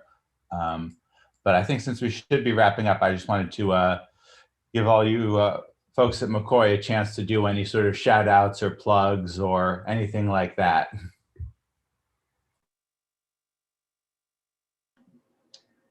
Oh, sheesh. I mean, of course, shout out to Yang Gang. Shout out to Andrew Yang. I mean, if it had not been for him to run, obviously I wouldn't have found them at all. Also kudos to MC Jen. That's another guy who I think, now that I'm thinking about a lot of people, that's another guy I would love to have on, because he was the actual one that reached out to me to introduce me to Andrew Yang, believe it or not. And it's like, yeah, she said, check out Andrew Yang, da. And I'm like, okay, cool. Didn't see the Joe Rogan podcast and everything else, but just being able to kind of look at the policies and like put them like, okay, cool. But yeah, yes, that the MC Jen episode on Yang Speaks, yeah, that was really good. And I remember like literally growing up watching him, like for real. So he's one of those guys who's like, dude, I would love to have you on. Do you have time to kick back and just, talk about, what you've been doing, instead of the third, anything else. But I mean, I got so many people to shout out, it'll make your mind blow. But shout out to Yang Gang. That covers everybody that I know that's involved with Yang in one way, shape, or form. So that's it. I'm done.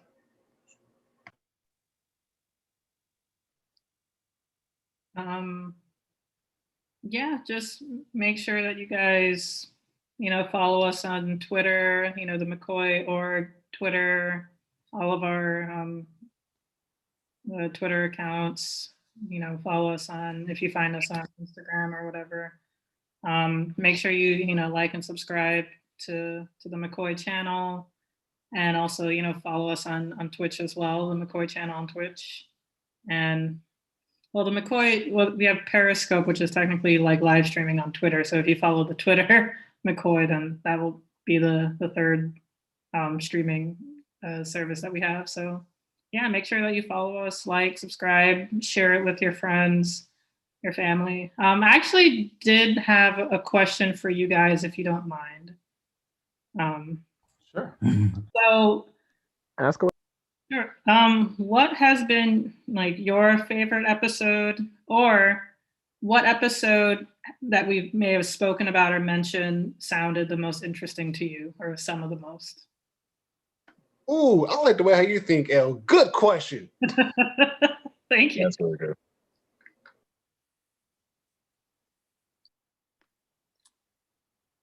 I like the one that you Man, did that's a with good one. Dr. Jermaine Johnson, and the one with Kiara were like the two that I enjoyed the most. But yeah, looking forward to the next ones that are coming up. Yeah. I would say the one with Kiara is still my favorite. Yeah, definitely one of my favorites too. Yeah. If anything, I would like to also say or ask, because that was really good. So, that was a good question. But if there's a topic that you would like to hear about? Because I know you asked us like what's coming down the pipeline or what are things we're excited about. But shoot, what's something that you're like, man, I would love to hear their take on X, Y, and Z, or you would love to see a conversation with XYZ person. I guess maybe something relatively reasonable in terms of who to reach out to, because I don't know if we have access to Dave Chappelle anytime soon. But if there's like someone within the gang that you're like, yeah, I would love to see these two collaborate, or I love them to talk about this topic, what would that also be? Ooh, Antonio Lewis, the organized to mobilize person that the Georgia folks are in touch with, Carrie Ann and Rachel and Lamont. He came on when I think when Barrington Martin kind of came on for one of the races in Georgia, and he's been paid by the Democratic Party for years to kind of go around and canvass, but he's from Atlanta, and he kind of, when they were doing the Georgia runoff races, he, instead of working for, I think in the lead up to the November 3rd race, he had his own firm, and he was contracted by the New Georgia Project to kind of canvass in Atlanta. And then I think he, the Georgians can definitely have much more contact and can talk about it. But it was just very interesting to think that he's like traveled the country and like kind of been very focused on voter turnout. And he was talking about like why Georgia at the time had basically a very high African-American voter registration rate. And he was like, man, Mississippi and Alabama, if we could do what we did in Georgia over in those states, like it would just change the voting there. So he's very data driven, and it'd be interesting to talk with someone from that perspective about the different pushes all of, in a number of places in the country about, just, the realities of what it takes to be able to vote, even though it shouldn't be such a rigmarole, it's a big rigmarole.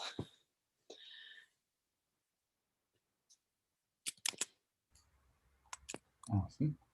And again, I do just want to say thanks to the team at MCOY once again for coming here. We really loved having you. It's been awesome. Trying to do the hard thing. I don't know if I actually have the hand dexterity to do it, but My phone.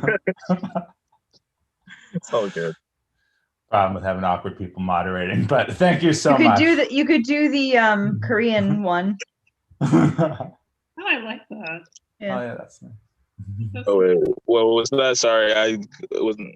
Oh, They nice. basically make a heart with their fingers. I'm having a hard time doing it looking at my camera because it's in reverse, but it's That's yeah. so cute. Like this. I expected to this. Nice. Hey, that'll work. I was trying to pull my pointer finger down, but then I started just pulling my thumb down because it's like a right to left issue with the screen. Mm. Nice. Nice. I'm copying down the suggestions as far as topics and folks to talk to. So, oh yeah. I'd love to see you guys interview someone from NASA about like sustainable technology that could be used on Earth. Ooh, you talking big leagues? Okay, Angelo. We'll see. Charles. Oh wow, Charles Booker. Wow. Okay. We gotta. He's a UBI candidate, and he, he's very focused on building political power with that organization. So that would be awesome. Okay. Charles Booker. Oh yeah. Oh man. Yes. Yeah, he was the one who was up against That's a big one. I respect the mess out of that man.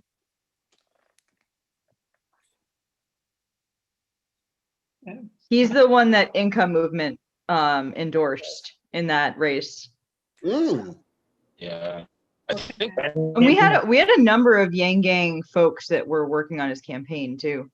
Okay, so I know that he wasn't endorsed by McGrath, right? Humanity Forward. It was like a smaller candidate that was endorsed by Humanity Forward in the Senate. like to run for Senate. I was pretty disappointed. I'm blanking on the one that we volunteered for's name. Mike Breuer. The one who was up I against remember that Booker. race. Yeah, Mike Breuer. Breuer. Now, yeah, Oh, right. because he was very much in the Yang Gang world. I remember there was a Veterans Day stream with like Heidi, Yang Vets, Mike, I think Blair Walsingham, who I didn't know was a vet, as well as of course, who was the one who ran this event. We had the West Virginia guy, I forgot his name right now, Richard Ojeda, and of course, Mindful Skeptic's voice. Yeah. So yeah, Mike is very much in that ecosystem because he kind of like knows all the Yang Gang people. Scott Stanton was like his policy advisor, which was super huge. But Booker definitely ended up getting that really national coverage because he had such like a powerful voice during the protests and everything. And he's from Louisville. So literally where Breonna Taylor had been murdered. So it was kind of like there was so much of an epicenter in that area.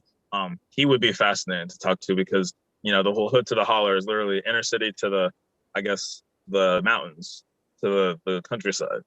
And I think that's a fascinating, like, political kind of coalition building. Mm-hmm. Yeah, all these suggestions are definitely going down the book. So, like, it's exciting to kind of be like, oh my gosh, we have the chance to talk to more people and like get our name out more, and people want to talk to us, and it's really cool because like we're not even a year old. We will be next month, but like we're like the scrappy upstart live stream doing our thing, and it's nice that people do value the things that we talk about and say, and that there's like a chance to expand the conversation with other people too. For sure. Yep, and I am copying down that list. Catherine, I'm as they're coming up in the chat, I am copying it down as of right now. There's the AGI is a big one too. Yep.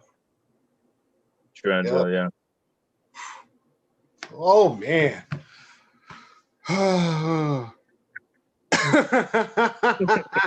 That is so true. Oh, that is so true. Magnolia. Oh, yes. Them. Yes, that's also good. That the Magnolia Mothers. Mm-hmm. You can correct me if I'm wrong. But we got a contact actually to if you want us to get you in contact with them. Yes, because they were the ones that had the like an actual UBI program. There was like a hub, like 100 mothers in down in is this the one in Mississippi where they were giving Black women in one of the southern states? Yeah. Yep. Yeah. It was one of the first ones that kicked off. One of the first ones. Yes. That's really good. Yeah. The whole there's definitely MGI people that would actually be great. Of course, Tubbs is the big man, but there's a lot of other people, including some of the women mayors, right? Particularly Black women mayors. There's a bunch of people in other areas who haven't gotten as much attention. Mm-hmm. And it would be interesting to hear their perspective. Yeah, this is great. This is great. Oh yeah. We got a list going. Oh yeah. Oh, year 2 is going to be awesome. Oh yeah. We appreciate it, like for real. We appreciate it a lot. Man, anything else? Oh yeah, she was what's her name?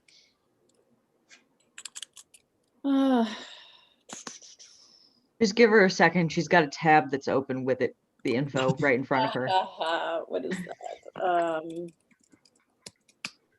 Or in the notepad. Yeah. Somewhere. No, literally, Catherine just like has everything in like an extremely accessible to her format that just looks terrifying when she screen shares. No,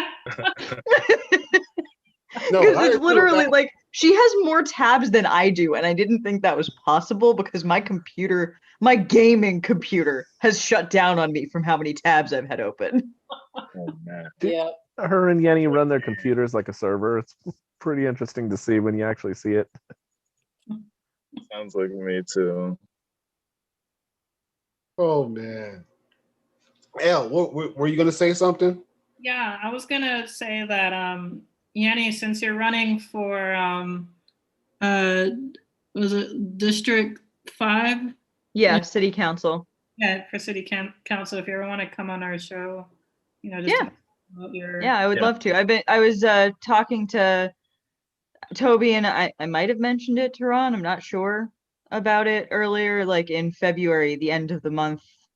Toby and I were talking about me going on, but that was also the end of Black History Month. So Yeah, it was a little bit of crazy timing, and I definitely I'm glad that you brought it up now because we absolutely need to get you on. So sorry we couldn't get you on oh, that's fine. before, but it would be wonderful to hear. It would be really great to hear.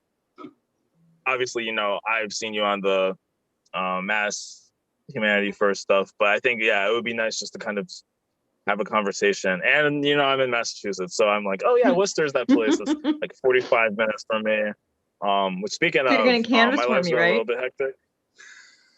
I was gonna say my life's been a little because I move into Lowell in like less than a week. So I've been spending like my life the past months and everything, packing, getting apartments, and touring. I'm mostly spending this anyway. The point is, I definitely am like, I'm gonna put some time in and try to even data entry. That sounded like one that would be pretty accessible, cleaning up fields and forms. When you mentioned it on the other thing, I was like, oh, that would be super cool. And then life got me carried away, so I didn't even like reach out to kind of clarify what that would entail. Yeah, there's a couple of different things for that kind of sector of things. So all of them would be extremely, extremely helpful, and very, very thankful for any time you can spend on them. Awesome. Any time that gets me out of the spreadsheet is a good time, because otherwise I spend all my time in the spreadsheets because I love spreadsheets. Spreadsheets. Yeah, I have I took courses in college for getting my Microsoft certification in Excel, and I learned Visual Basic and all of that stuff. And the teacher actually told me to stop working on stuff for her class and go get other homework done.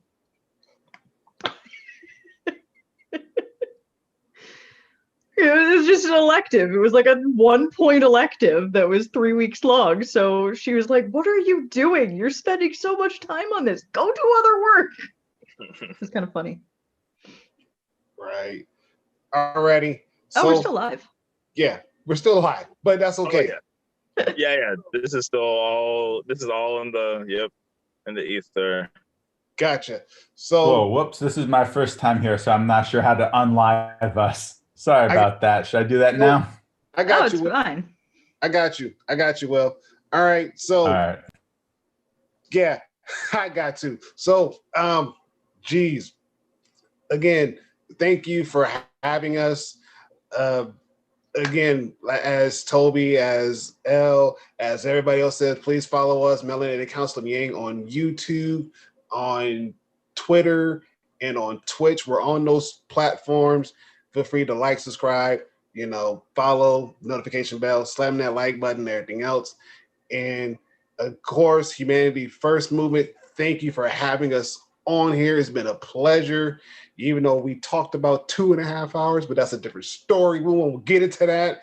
But thank you guys for having us, and we will catch you guys on the flip side.